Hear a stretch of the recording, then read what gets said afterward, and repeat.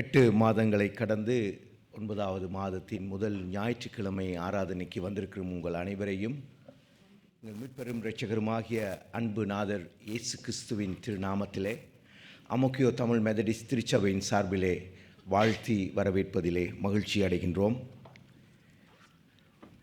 பிறந்தது முதல் இன்று வரை கர்த்தர் எங்களோடு கூட இருந்து எங்களை ஆசீர்வதித்து வழிநடத்தி வருகிறார். குறிப்பாக கடந்த மாதம் முழுமையும் கண்ணின் மணியை போல காத்து கொண்டார். எங்கள் இல்லங்களிலே அவருடைய அன்பும் சமாதானமும் இருக்கும்படி காத்து கொண்டார். வேலையிடங்களிலே கையின் பிராசுகளை கர்த்தர் ஆசீர்வதித்தார். பிள்ளைகளை காத்து கொண்டார். பிள்ளைகளின் கல்வியிலே அவர்களோடு கூட இருந்தார். கர்த்தர் செய்த நன்மைகளை நினைத்தவர்களாக நாம் கூடி வந்திருக்கிறோம். இந்த வேளையிலும் கூட இன்று நற்கருணை பந்தியிலே பங்கு பெறுவதற்கு தடையாக எங்களுடைய பாவங்கள் பலகீனங்கள் இருக்கும் என்றால் கர்த்தரிடத்திலே ஒப்பு கொடுத்து மன்னிப்பு கேட்போம். கர்த்தர் தன்னிடத்திலே மனம் திரும்பி வருபவர்களை மன்னிப்பதற்கு எப்பொழுதுமே காத்து கொண்டிருக்கின்றார். அந்த சிந்தையோடு நாம் எழுந்து நிற்போம். வேதத்திலிருந்து ஒரு பகுதியை வாசிக்க கேட்போம். சங்கீதம் 24 முதல் 6 வசனங்களை வாசிப்போம். பூமியும் அதன் நிறைவும் உலகமும் அதிலுள்ள குடிகளும் கர்த்தருடையது.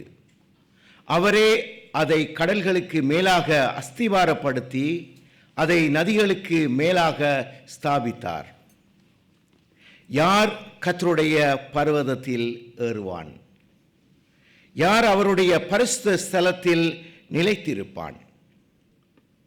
கைகளில் சுத்தமுள்ளவனும் இருதயத்தில் மாசில்லாதவனுமாயிருந்து தன் ஆத்துமாவை மாயைக்கு ஒப்புக்கொடாமலும் கபடாய் ஆணையிடாமலும் இருக்கிறவனே. அவன் கர்த்தரால் ஆசீர்வாதத்தையும் தன் இரட்சிப்பின் தேவனால் நீதியையும் பெறுவான். இதுவே அவரை தேடி விசாரித்து அவருடைய சமூகத்தை நாடுகிற யாக்கோபு என்னும் சந்ததி. சபையார் தயவு செய்து அமருவோம். ஜெப சிந்தையில் இருக்கும் பொழுது இறைவணக்க பாடலை பாடகர் குழுவினர் பாடுவார்கள்.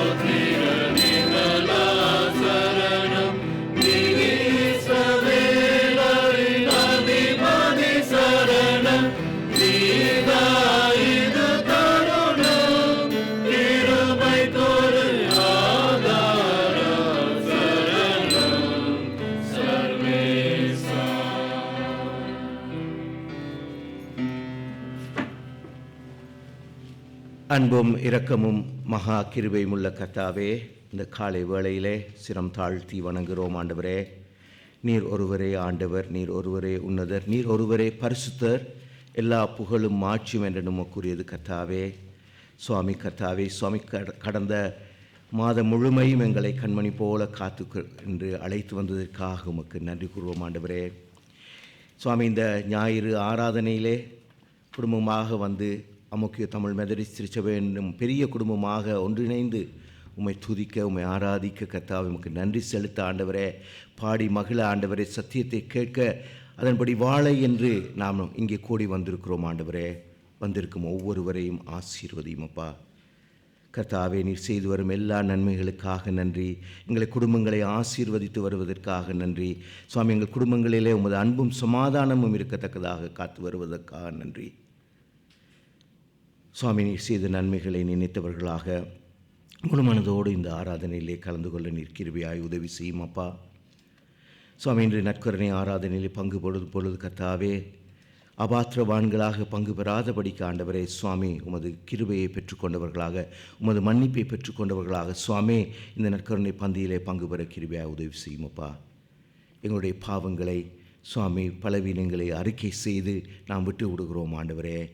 தொடர்ந்து உண்மையோடும் உத்தமத்தோடும் உமக்கு ஊழியம் செய்ய ஜீவிக்க கர்த்தாவை எங்களுக்கு நீர் கிருபையாய் உதவி செய்யும் ஆண்டவரே. இந்த ஆராதனை சுவாமி உமது நாமத்துக்கு மகிமை உண்டாகும்படி நடக்க கர்த்தாவே உழைத்து கொண்டிருக்கும் ஒவ்வொரு சகோதர சகோதரிகளும் அது கருத்தில் ஒப்புக் கொடுக்கிறோம் ஆண்டவரே. ஒளி அமைப்பை செய்யும் சகோதரர்களோடும் கர்த்தாவே, பாடகர் குழுவினரோடும் கூட இரும் ஆண்டவரே. இசைக்கருவிகளை வாசிக்கும் சகோதரர்களோடு பிள்ளைகளோடு கூட இரும் அப்பா. அதே போல் கர்த்தாவே சுவாமி, இன்று செய்தியை தாங்கி வரும் போதகரோடு கூட இரும் ஆண்டவரே சுவாமி. இந்த ஆராதனை நல்ல விதமாக நடக்க உமது நாமம் மகிமைப்பட நீர் கிருபையாய் உதவி செய்யும். போதகரை மறைத்து கர்த்தாவே, அவர் மூலமாக எங்களோடு கூட பேசியறலும் ஆண்டவரே. வந்த யாரும் ஆண்டவரே வெறுமையாய் திரும்பி போகாதபடிக்கு ஒவ்வொருவரோடும் கூட இடைப்பெறும் ஆண்டவரே. உமது கருத்தில் ஒப்புக் கொடுக்கிறோம். எங்கள் மீட்பெரும் இரட்சகருமாகிய அன்புநாதர் இயேசு கிறிஸ்துவின் இனிதான நாமத்திலே ஜெபிக்கிறோம் பிதாவே, ஆமென். சபையார் தயவு செய்து எழுந்து நிற்போம். தொடக்க பாடலை நாம் சேர்ந்து பாடுவோம்.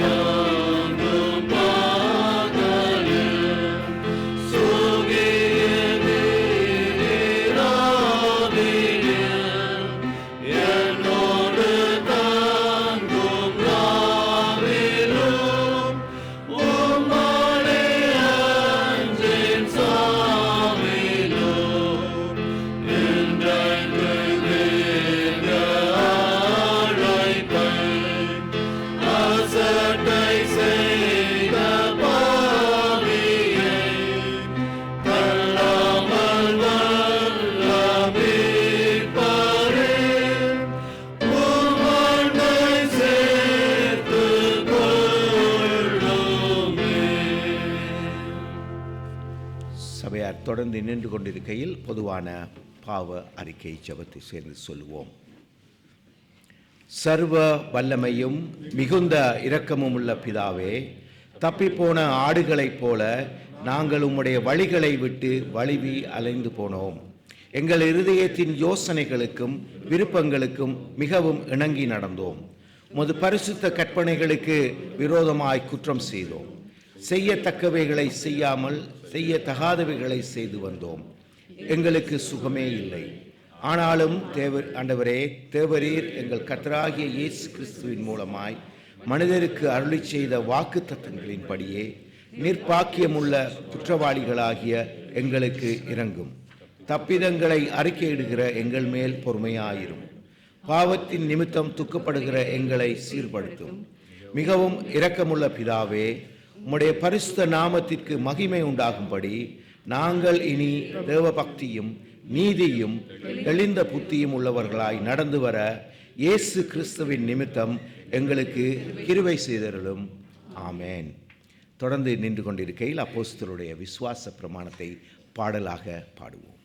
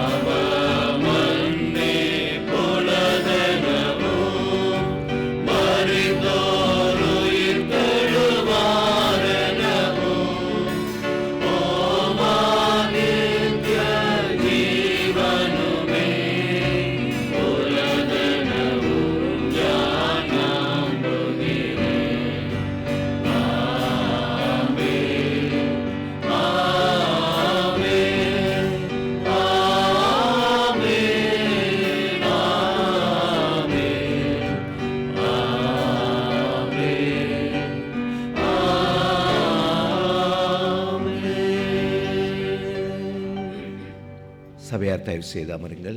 சிறுவர்களுக்காக வாலிபர்களுக்கான ஜெபம் எடுக்கப்படும். நம்முடைய திருச்சபையிலே அநேக சிறுவர்களையும் பிள்ளைகளையும் கர்த்தர் தந்திருக்கின்றார். அவருக்கு நன்றி செலுத்தி அவரிடத்திலே ஜெபிப்போம்.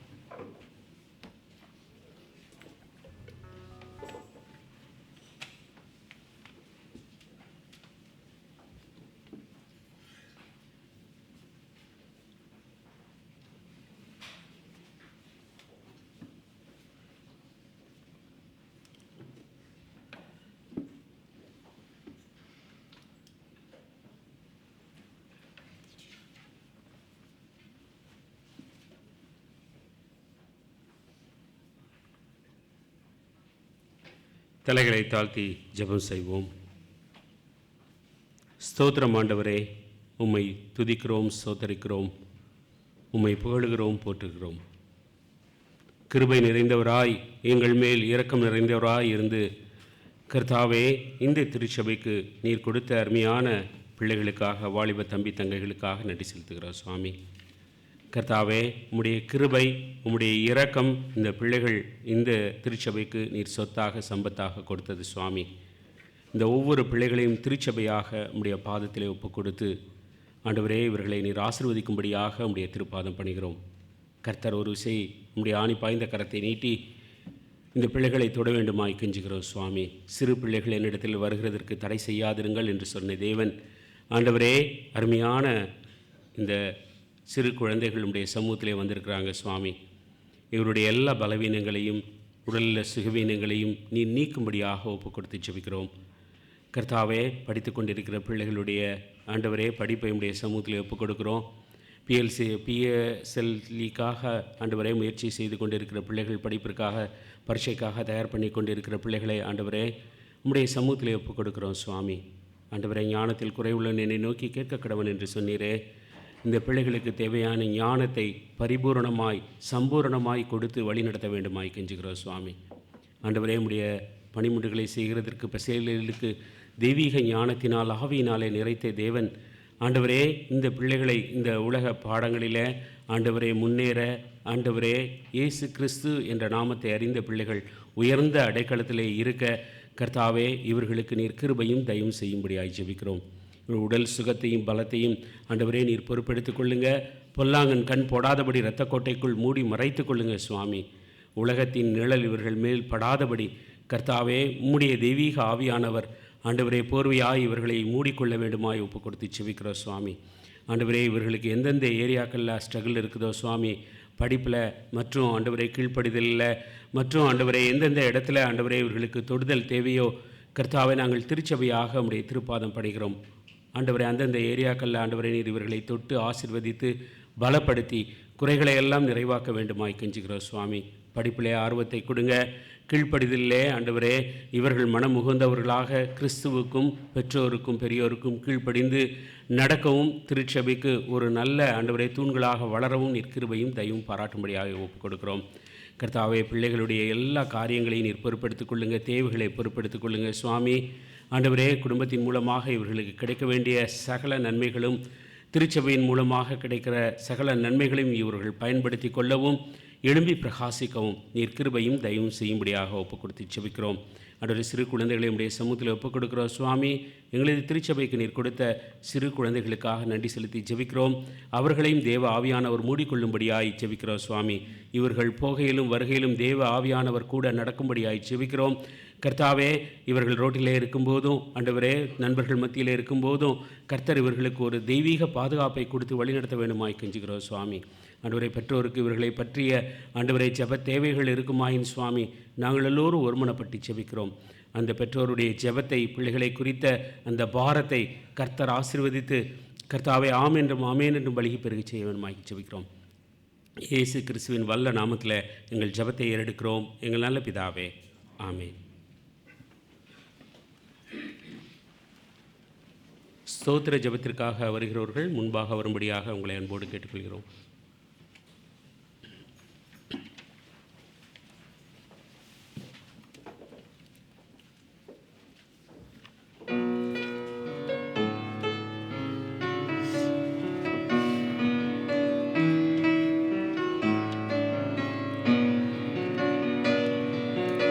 என்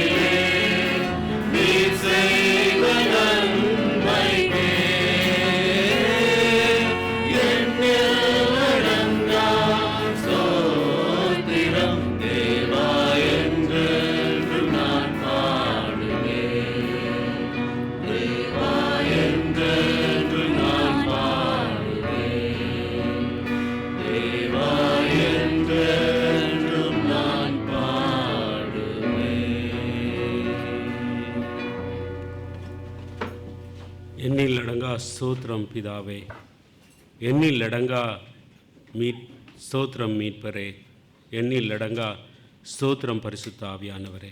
கர்த்தாவே, நாங்கள் ஆயிரம் முறை ஸ்தோத்திரங்களை எங்கள் வாழ்நாள் முழுவதும் ஏறெடுத்தாலும் ஆண்டவரே, எங்களது ஸ்தோத்திரங்கள் உம்முடைய கிருபைக்கு நிகரல்லவே சுவாமி. கிருபையை பெற்ற ஜனங்களாக, இரக்கத்தை பெற்ற ஜனங்களாக, ஆசீர்வாதத்தை பெற்ற ஜனங்களாக, பாக்கியவான்களாக, பாக்கியவதிகளாக ஆண்டவரே எங்களையும் அழைத்தீரே சுவாமி. உம்மை துதிக்கிறோம், ஸ்தோத்தரிக்கிறோம் ஆண்டவரே. கர்த்தாவே, நாங்கள் தவறும் போதெல்லாம் எங்கள் கரம் பிடித்து மகனே மகளே கலங்காதே என்று சொல்லி கர்த்தாவே எங்களுக்கு திருப்பந்தியையும் ஆயத்தப்படுத்தி எங்களை உம்முடைய தெய்வீக பிரசன்னத்திலே வழிநடத்தி கொண்டு வருகிறீரே. கர்த்தாவே, உம்மை துதிக்கிறோம், ஸ்தோத்தரிக்கிறோம், உம்மை புகழுகிறோம், போற்றுகிறோம் ராஜா. கர்த்தாவே, நாங்கள் எத்தனை முறை உமக்கு ஸ்தோத்திரங்கள் சொன்னாலும் அது தகுதியாயிராதே சுவாமி. ஆண்டவரே, எங்களுடைய வாழ்நாளெல்லாம் ஆண்டவரே உமக்கு உண்மையாய் ஸ்தோத்திர பலிகளை ஏறெடுக்கிற பிள்ளைகளாக நாங்கள் இருக்க எங்கள் ஒவ்வொருவருக்கும் கிருபையும் தயவும் பாராட்டும்படியாய் ஜெபிக்கிறோம். நீர் அருமையாக கொடுத்த திருச்சபைக்காக நன்றி செலுத்துகிறோம் சுவாமி. ஆண்டவரே, ஒரு குடும்பமாக உம்மை நோக்கி நாங்கள் பார்க்கவும் புகழ்ந்து பாடவும் போற்றவும் எங்கள் ராஜாவினுடைய நாமத்தை உயர்த்தவும் நீர் பாராட்டிய கிருபைக்காக நன்றி செலுத்துகிறோம் சுவாமி. ஆண்டவரே, இந்த நாளிலும் ஆண்டவரே உமக்கு நன்றி செலுத்த வந்திருக்கிற ஒவ்வொரு பிள்ளைகளையும் உடைய சமூகத்திலே ஒப்புக் கொடுக்கிறோம். பிறந்த நாளை கொண்டாடுகிற பிள்ளைகளை உடைய சமூகத்திலே ஒப்புக் கொடுக்கிறோம் சுவாமி. மாஸ்டர் ஜோகனா ஜஸ்டினை ஒப்புக் கொடுக்கிறோம். சகோதரன் எட்வின் மருதத்தை ஒப்புக் கொடுக்கிறோம். சகோதரன் பாபி ராஜரத்னத்தை ஒப்புக் கொடுக்கிறோம். சகோதரி யாழ்னி சிவபிரகாசத்தை ஒப்புக் கொடுக்கிறோம். சகோதரன் ராபர்ட் ரவிக்குமாரை ஒப்புக் கொடுக்கிறோம். தமிழ்மணி ஜோன்ஸை ஒப்புக் கொடுக்கிறோம். சகோதரி தமிழ்மணி ஜோன்ஸை ஒப்புக் கொடுக்கிறோம். சகோதரன் சதீஷ் ஆப்ரஹாமை ஒப்புக் கொடுக்கிறோம். சகோதரன் ஜரோஷா ஏஞ்சலை ஒப்புக் கொடுக்கிறோம் சுவாமி. ஆண்டவரே, பிறந்த நாளை கொண்டாடுகிற இவர்கள் ஒவ்வொருவரையும் நீர் பேர் பேராக தொட்டு ஆசீர்வதிக்கும்படியாய் ஒப்புக் கொடுக்கிறோம் சுவாமி. ஆண்டவரே, இந்த புதிய ஆண்டு இவருடைய வாழ்க்கையிலே சகலவித ஆசீர்வாதத்தையும் அளவில்லாமல் கொடுக்கிற ஆண்டாக இருக்க நாங்கள் எல்லோரும் ஒப்பு கொடுத்து செபிக்கிறோம். இவருடைய மனதின் விண்ணப்பங்கள், வேண்டுதல்கள் எல்லாவற்றையும் உம்முடைய சித்தப்படி, உம்முடைய திட்டப்படி நிறைவேற்றுகிற ஆண்டாக இருக்க ஒப்பு கொடுத்து செபிக்கிறோம். பிள்ளைகளுடைய அங்கலாய்ப்புகள், வேதனைகள் எல்லாம் கழிப்பாக மாறுகிற ஆண்டாக நாங்கள் எல்லோரும் ஒப்பு கொடுத்து செபிக்கிறோம் சுவாமி. ஆண்டவரே, அவருடைய தேவைகளை எல்லாவற்றையும் சந்திக்கும்படியாய் ஒப்பு கொடுத்து செபிக்கிறோம். கர்த்தாவே, நீர் இவ்வளவு காலம் நீர் கொடுத்த கிருபைக்காக, இரக்கத்திற்காக, ஜீவனுக்காக, சுகத்திற்காக நன்றி செலுத்துகிறோம் சுவாமி. ஆண்டவரே, இந்த வருகிற வருடமும் அவர்களுக்கு ஆசீர்வாதத்தின் வருடமாக இருக்க ஒப்பு கொடுத்து செபிக்கிறோம் சுவாமி. நீர் அவர்களை அபரிவிதமாக ஆசீர்வதித்து ஆண்டவரே சகல ஏரியாக்களிலும் ஆண்டவரே உடைய தெய்வீக கரம் இருந்து வழிநடத்தும்படியாய் செபிக்கிறோம். இந்த வருடத்திலே சுவாமி எங்கெங்கெல்லாம் குறைகள் இருக்கிறதோ அந்த பகுதிகளெல்லாம் நிறைவாக காணப்பட கர்த்தர் கிருபையும் தயவும் செய்யும்படியாய் செபிக்கிறோம். கையின் பிரயாசத்தை ஆசீர்வதிங்க ஆண்டவரே, பிள்ளைகளை ஆசீர்வதிங்க சுவாமி. உம்முடைய தெய்வீக பிரசன்னத்தினாலே அவர்கள் போக்கையும் வரத்தையும் ஆசீர்வதிக்கும்படியாய் செபிக்கிறோம். ஆண்டவரே, சந்தோஷம், மகிழ்ச்சி நிறைந்த ஆண்டாக, கர்த்தருக்குள் இன்னும் அதிகமாக வளர்கிற ஆண்டாக இது இருக்க நாங்கள் ஒப்பு கொடுத்து ஜெபிக்கிறோம் சுவாமி. அதே போல் திருமண ஆண்டை கொண்டாடுகிற நம்முடைய பிள்ளைகளை நம்முடைய சமூகத்தில் ஒப்பு கொடுக்கிறோம். சகோதரன் சுரேஷையும் சகோதரி ராஜத்தையும் ஒப்பு கொடுக்கிறோம் சுவாமி. சகோதரன் ஜோசையா பிரிசில்லாவையோ சகோதரி பிரிசில்லாவையோ ஒப்பு கொடுக்கிறோம் சுவாமி. திருமண பந்தத்திலே நீர் இவர்களை இணைத்தீர். கர்த்தர் ஆண்டவரே இந்த திருமணத்தில் நடுநாயகமாக இருந்து அன்பை ஊற்றி ஆண்டவரே அவர்களை ஆசீர்வதித்து பெருக செய்தீர் சுவாமி. ஆண்டவரே, இந்த நன்றிக்காக திருச்சபையாக உடைய சமூகத்திலே இந்த தம்பதியருக்காக நாங்கள் நன்றி பலிகளை ஏறெடுக்கிறோம். இந்த புதிய ஆண்டும் ஆண்டவரே ஆயிரம் ஆசீர்வாதங்களை அளவில்லாமல் பெற்றுக்கொள்கிற ஆண்டாக இருக்க கர்த்தர் கிருபை பாராட்டுங்க சுவாமி. அன்பிலே ஆண்டவரே இன்னும் அதிகமாக வளர, கிறிஸ்துவை மையமாக கொண்ட குடும்பம் இன்னும் அதிகமாக வளர நீர் கிருபை பாராட்டுங்க சுவாமி. இன்றைக்கு கூட தியான பகுதியாக குடும்பத்தை நீர் கொடுத்திருக்கிறீர் கர்த்தாவே. இந்த குடும்பங்கள் ஆண்டவரே உம்முடைய பரிசுத்த பிரசன்னத்தினாலும் உம்முடைய ஆசீர்வாதத்தினாலும் சகல விதத்திலும் ஆண்டவரே நேர்த்தியாய், சந்தோஷமாய், மகிழ்ச்சியாய் ஆண்டவரே உம்முடைய திருப்பணிகளை செய்கிற குடும்பமாக இது வளர நீர் கிருபை பாராட்டுங்க சுவாமி. பிள்ளைகளுடைய தேவைகள், குடும்பத்தின் தேவைகள் எல்லாம் ஆண்டவரே ஆசீர்வாதமாய் பெற்றுக்கொள்கிற வருடமாக இது அமையட்டு சுவாமி. உடலில் சுகவீனங்கள், பலவீனங்கள் எல்லாம் மாறுகிற ஆண்டாய், கசப்புகள் எல்லாம் மறைகிற ஆண்டாய் இது இருக்கும்படியாக ஒப்பு கொடுத்து செபிக்கிறோம். ஆண்டவரே, சாட்சி பகர குடும்பங்களாக இவர்கள் வரவும் உம்முடைய நாமத்திற்கு சாட்சி பகரவும் கிருபை பாராட்ட வேண்டுமாய் கெஞ்சுகிறோம் சுவாமி. திருச்சபையின் ஊழியங்களுக்காக உம்முடைய சமூகத்தில் வருகிறோம் ஆண்டவரே, நீர் பொறுப்பெடுத்துக் கொள்ள வேண்டுமாய் கெஞ்சுகிறோம் சுவாமி. திருச்சபையில் ஆண்டவரே பலவீனமாய் வந்திருக்கிற, சுகவீனமாய் வந்திருக்கிற பிள்ளைகளை உடைய சமூகத்திலே ஒப்புக் கொடுக்கிறோம் ஆண்டவரே. அங்கிள் ஜேசுதாஸை ஒப்புக் கொடுக்கிறோம் சுவாமி. ஆண்டவரே, ஆப்ரேஷனுக்கு செல்லும் போது நம்முடைய தெய்வீக கரம் கூட இருக்கும்படியாய் செபிக்கிறோம் ஆண்டவரே. அதே போல் ஆண்டவரே மருத்துவ ஆண்டவரை உதவிக்காக, ட்ரீட்மெண்ட்டிற்காக, ஆப்ரேஷனுக்காக செல்லுகிற ஆண்டவரே பிள்ளைகளை, சகோதரிகளை உடைய சமூகத்தில் ஒப்புக் கொடுக்கிறோம். கர்த்தர் அவர்களோடு கூட இருந்து ஆண்டவரே அவருடைய அந்த ட்ரீட்மெண்ட்டிலே நீரே பரம வைத்தியராக இருந்து வழிநடத்த வேண்டுமாய் கெஞ்சுகிறோம் சுவாமி. நம்முடைய தெய்வீக கரம் கூட இருக்கும்படியாக கூட ஜெபிக்கிறோம் ஆண்டவரே. கண்ணீரோடு வந்தவர்கள் இங்கிருந்து செல்லும்போது கம்பீரத்தோடு செல்ல கிருபை பாராட்டுங்க. பலவீனத்தோடு வந்தவர்கள் பலம் பெற்றவர்களாக செல்ல கிருபை பாராட்டுங்க ஆண்டவரே. கேள்வியோடு வந்தவர்கள் ஆச்சரிய குறிகளோடு இங்கிருந்து செல்ல கிருபை பாராட்டுங்க. நான் என்ன செய்வேன் என்று அங்கலாய்ப்போடு வந்த பிள்ளைகள் ஆண்டவரே சமாதானத்தோடு, தெய்வீக சமாதானத்தோடு இங்கிருந்து செல்ல கிருபை பாராட்டுங்க சுவாமி. நீர் அப்படி செய்கிற தேவன் சுவாமி. ஆண்டவரே, அற்புதங்களை செய்கிறது உமக்கு லேசான காரியம் என்று நாங்கள் எல்லோரும் விசுவாசிக்கிறோம் சுவாமி. இது அற்புதம் நடக்கிற இடமல்லவா ஆண்டவரே, எங்கள் ராஜா உலாவுகிற இடமல்லவா ஆண்டவரே, சர்வ வல்லமையுள்ள தேவன் எங்கள் மத்தியில் உலாவுகிறீர் அல்லவா ஆண்டவரே. நாங்கள் ஒப்பு கொடுத்து செபிக்கிறோம் ஆண்டவரே. சகலத்தையும் நேர்த்தியாய் நடத்துகிற தேவன், சகலத்தையும் வார்த்தையினாலே படைத்த தேவன் எங்கள் மத்தியிலே உலாவுகிறதற்காக நன்றி செலுத்துகிறோம் சுவாமி. பலவீனங்களை எல்லாம் பலமாக மாற்றிக்கொண்டு வருகிறதற்காக நன்றி செலுத்துகிறோம் சுவாமி. குடும்பங்களை உடைய சமூகத்திலே ஒப்புக் கொடுக்கிறோம் சுவாமி. குடும்பங்களை ஆண்டவரே பிரிவினையின் பாதையிலே நடத்துகிற எல்லா அந்தகாரத்தின் கிரியைகளையும் நசரேனாகிய இயேசு கிறிஸ்துவின் நாமத்தினாலே நாங்கள் கடிந்து கட்டி அப்புறப்படுத்துகிறோம் சுவாமி. குடும்பங்களை நீர் பாதுகாத்து வழிநடத்த வேண்டுமாய் ஒப்பு கொடுத்து ஜெபிக்கிறோம். கண்ணீரின் பாதையிலே செல்லுகிற குடும்பங்களை கர்த்தர் ஆண்டவரை தொட்டு ஆசீர்வதிக்க வேண்டுமாய் கெஞ்சுகிறோம். அற்புதத்தை நடப்பிக்க வேண்டுமாய் கெஞ்சுகிறோம் சுவாமி. கர்த்தாவே, எங்களுடைய ஆண்டவரே சீனியர்ஸுடைய சமூகத்தில் ஒப்புக் கொடுக்கிறோம் சுவாமி. அவருடைய உடலில் உள்ள பலவீனங்கள், சுகவீனங்கள் ஆண்டவரே, மனதில் உள்ள அங்கலாய்ப்புகள், கசப்புகள், வேதனைகள் எல்லாவற்றையும் நீர் மாற்ற வேண்டுமாய் கெஞ்சுகிறோம் அவர்களை ஆசீர்வாதத்தின் வாய்க்கால்களாக ஆண்டவரே உமக்கு சாட்சி பகிர ஆண்டவரே எந்திரங்களாக நீர் மாற்ற வேண்டுமாய் கெஞ்சுகிறோம். கர்த்தர் செய்த நன்மைகளை எல்லாம் எண்ணி பாருங்கள் என்று சொல்லி அவர்கள் ஆண்டவரை திருச்சபைக்கு ஆண்டவரே அந்த நற்செய்தியை அறிவிக்கிற பிள்ளைகளாக நீர் வைக்க வேண்டுமாய் கெஞ்சுகிறோம் சுவாமி. வாலிப தம்பி தங்கைகளை ஒப்புக் கொடுக்கிறோம். வேலைக்காக ஆண்டவரே காத்து கொண்டிருக்கிற பிள்ளைகளை ஒப்புக் கொடுக்கிறோம் சுவாமி. பாசுக்காக காத்து கொண்டிருக்கிற பிள்ளைகளை ஒப்புக் கொடுக்கிறோம் ஆண்டவரே. துணைக்காக காத்து கொண்டிருக்கிற பிள்ளைகளை ஒப்புக் கொடுக்கிறோம் சுவாமி. பிள்ளை பேற்றிற்காக காத்து கொண்டிருக்கிற பிள்ளைகளை உடைய சமூகத்தில் ஒப்புக் கொடுக்கிறோம். கர்த்தர் ஆண்டவரே இந்த புதிய மாதத்திலே அவர்களுக்கு அபரிவிதமான ஆசீர்வாதத்தை கொடுத்து அவருடைய விண்ணப்பத்தின் சத்தத்தை கேட்டு உன்னுடைய கண்ணீரை கண்டேன் என்று சொல்லி அவர்களை நீர் ஆசீர்வதித்து தேவைகளை சந்திக்கும்படியாக ஒப்புக் கொடுக்கிறோம் சுவாமி. ஆண்டவரே இந்த மாதத்தில் சொல்லப்படுகிற சாட்சி ஆண்டவரே இந்த மாதத்தில் ஆரம்பத்திலே நாங்கள் கேட்ட ஜெபத்திற்கு இணையாக கர்த்தாவே உடைய பிள்ளைகள் வந்து ஆண்டவரே சாட்சி சொல்ல நீர் கிருபையும் தயவும் பாராட்ட வேண்டுமாய் ஜெபிக்கிறோம் சுவாமி. ஆண்டவரே எங்களுடைய திருச்சபையின் ஊழியங்களுக்காக வருகிறோம் சுவாமி. திருச்சபையின் மக்களால் நடத்தப்படுகிற ஒவ்வொரு ஊழியத்திற்காகவும் உமக்கு நன்றி பலிகளை ஏறெடுக்கிறோம். உமக்கென்று ஓடுகிற கால்களையும் உமக்கென்று பேசுகிற நாவையும் உமக்கென்று செய்கிற வேலையை செய்கிற கரங்களையும் நீர் கொடுத்திருக்கிறதற்காக நன்றி செலுத்துகிறோம் சுவாமி. ஆண்டவரே எந்தெந்த பிள்ளைகளெல்லாம் உமக்காக ஓடுகிறார்களோ சுவாமி அவர்களுக்கு ஆண்டவரே இரண்டத்தனையான ஆசீர்வாதத்தை கொடுக்கும்படியாய் செபிக்கிறோம். ஆண்டவரே ஆண்டவரே தன்னுடைய ஊழியத்தை நான் எப்படி செய்வேன் என்று யோசித்து கொண்டிருக்கிற பிள்ளைகளுக்கு உற்சாகத்தின் ஆவினாலே நிரப்பி ஆண்டவரே நீர் கேட்கும்போது யார் நமது காரியமாக போவான் என்று கேட்கும்போது ஆண்டவரே தீர்க்கதரிசி ஒப்பு கொடுத்தானே சுவாமி என்னை அனுப்பும் என்று. அப்படியாக இந்த பிள்ளைகள் தங்களுடைய பெயரை எழுதி கொள்ள கிருபை பாராட்டுங்க சுவாமி. ஆண்டவரே இந்த திருச்சபையிலிருந்து ஊழியத்திற்காக ஒப்புக் கொடுத்த வாலிப தம்பியை கூட ஒப்புக் கொடுத்து செபிக்கிறோம் சுவாமி. உம்முடைய கிருபை இரக்கம் அந்த பிள்ளை மேல் இருக்கும்படியாய் செபிக்கிறோம். ஆண்டவரே இந்த உற்சாகத்தின் ஆவி கடைசி வரை ஊழியத்தின் கடைசி வரை பிள்ளையை ஆண்டவரே நீர் மூடி மறைத்து கொள்ள வேண்டுமாய் ஒப்புக் கொடுத்து செபிக்கிறோம் சுவாமி. உம்முடைய தெய்வீக பிரசன்னம் ஆளுகை இந்த திருச்சபையின் பிள்ளைகள் மீது தலைமுறை தலைமுறையாய் இருந்து வழிநடத்தும்படியாய் செபிக்கிறோம். ஈட்டக்கை கூட உம்முடைய சமூகத்தில் ஒப்புக் கொடுக்கிறோம் சுவாமி. மாநாடாக நாங்கள் உமக்கு முன்பாக ஆண்டவரே உம்முடைய திட்டத்தை உம்முடைய சித்தத்தை நிறைவேற்றுகிற மாநாடாக நாங்கள் இருந்து வளர கிருபை பாராட்டுங்க சுவாமி. ஆண்டவரே எங்களுடைய சிங்கை தேசத்திற்காக வருகிறோம். நீர் பொறுப்பெடுத்துக் கொள்ளுங்க, வழி நடத்துங்க சுவாமி. ஆண்டவரே உலக நாடுகளுக்காக உடைய சமூகத்தில் வருகிறோம் சுவாமி. உலக நாடுகளில் உள்ள போராட்டத்தை நீர் அறிந்திருக்கிறீர். ஆண்டவரே யுத்தங்களோடு இருக்கிற நாடுகளை நீர் அறிந்திருக்கிறீர் சுவாமி. அந்த நாடுகளுக்காக நாங்கள் பாரப்பட்டு ஜெபிக்கிறோம். ஆண்டவரே நீர்தாமே கூட இருந்து வழிநடத்தும்படியாக ஜெபிக்கிறோம்.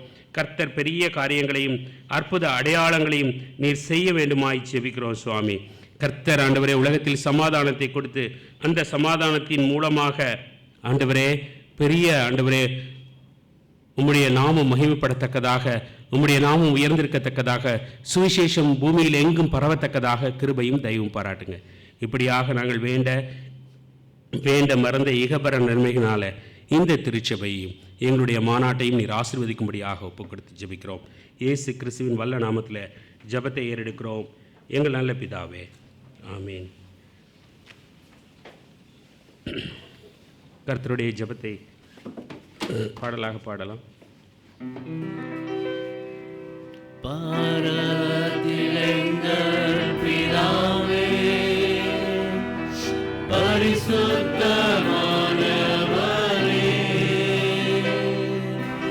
உம் ராஜ்யம் வருவதாக,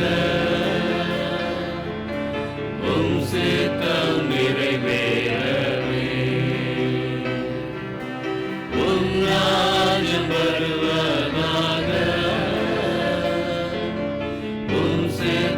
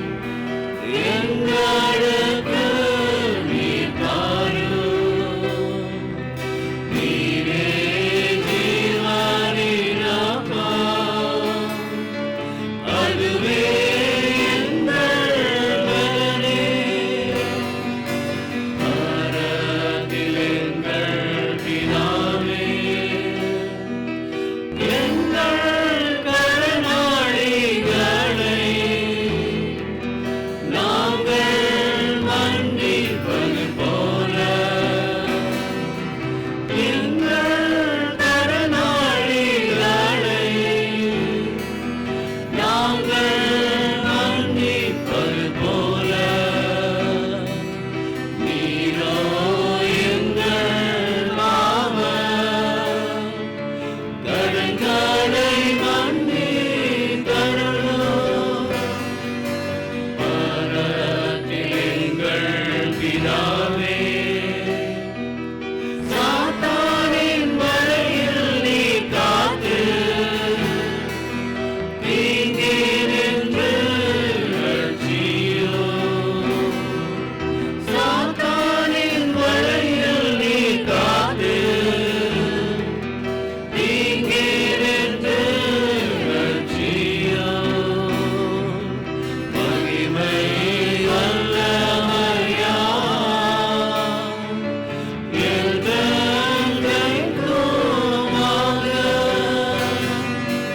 ஆமென், ஆமென், ஆமென். ஆமென், ஆமென், ஆமென். ஆமென், ஆமென், ஆமென்.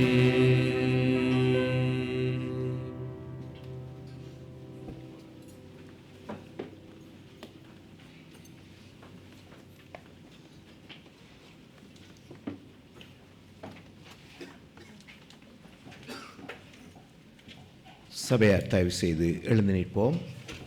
காணிக்கை கொடுப்பதற்காக எங்களை ஆயத்தப்படுத்திக் கொள்வோம்.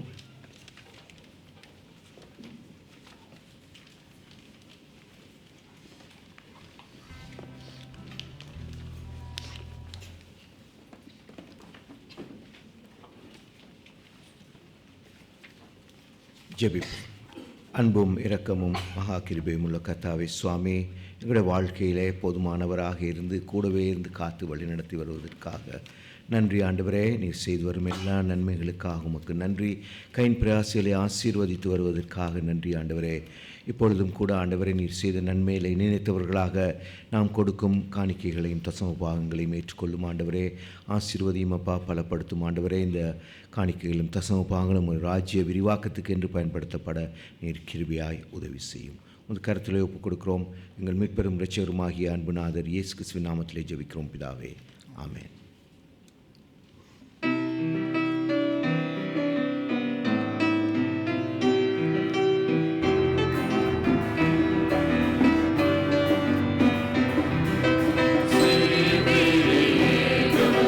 Namo, Namo,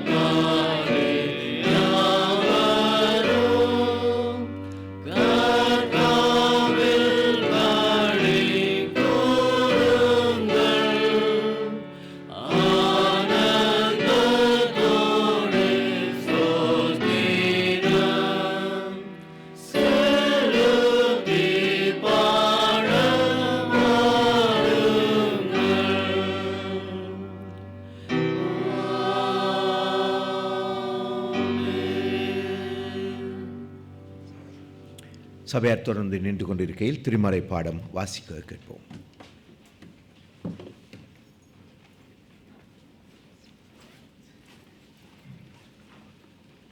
வாசிக்கும்படியாக தெரிந்து கொள்ளப்பட்ட திருமறை பாடம் எபிசேயர் 5ஆம் அதிகாரம் 22ஆம் வசனம் முதல் 6ஆம் அதிகாரம் 4ஆம் வசனம் வரை. Today's scripture portion is taken from Ephesians chapter 5 verse 22 to Ephesians chapter 6 verse 4. மனைவிகளே, கர்த்தருக்கு கீழ்ப்படுகிறது போல உங்கள் சொந்த புருஷருக்கு கீழ்ப்படியுங்கள். கிறிஸ்து சபைக்கு தலையாய் இருக்கிறது போல புருஷனும் மனைவிக்கு தலையாய் இருக்கிறான். அவரே சரீரத்திற்கும் இரட்சகராய் இருக்கிறார். ஆகையால் சபையானது கிறிஸ்துவுக்கு கீழ்ப்படுகிறது போல மனைவிகளும் தங்கள் சொந்த புருஷர்களுக்கு எந்த காரியத்திலும் கீழ்ப்படிந்திருக்க வேண்டும். புருஷர்களே, உங்கள் மனைவிகளில் அன்பு கூறுங்கள். அப்படியே கிறிஸ்துவும் சபையில் அன்பு கூர்ந்து தாம் அதை திருவசனத்தை கொண்டு தண்ணீர் மூழ்கினால் சுத்திகரித்து பரிசுத்தமாக்குகிறதற்கும் கரைதிரை முதலானவைகள் ஒன்றும் இல்லாமல் பரிசுத்தமும் பிழையற்றதுமான மகிமையுள்ள சபையாக அதை தமக்கு முன் நிறுத்தி கொள்வதற்கும் தம்மை தாமே அதற்காக ஒப்பு கொடுத்தார்.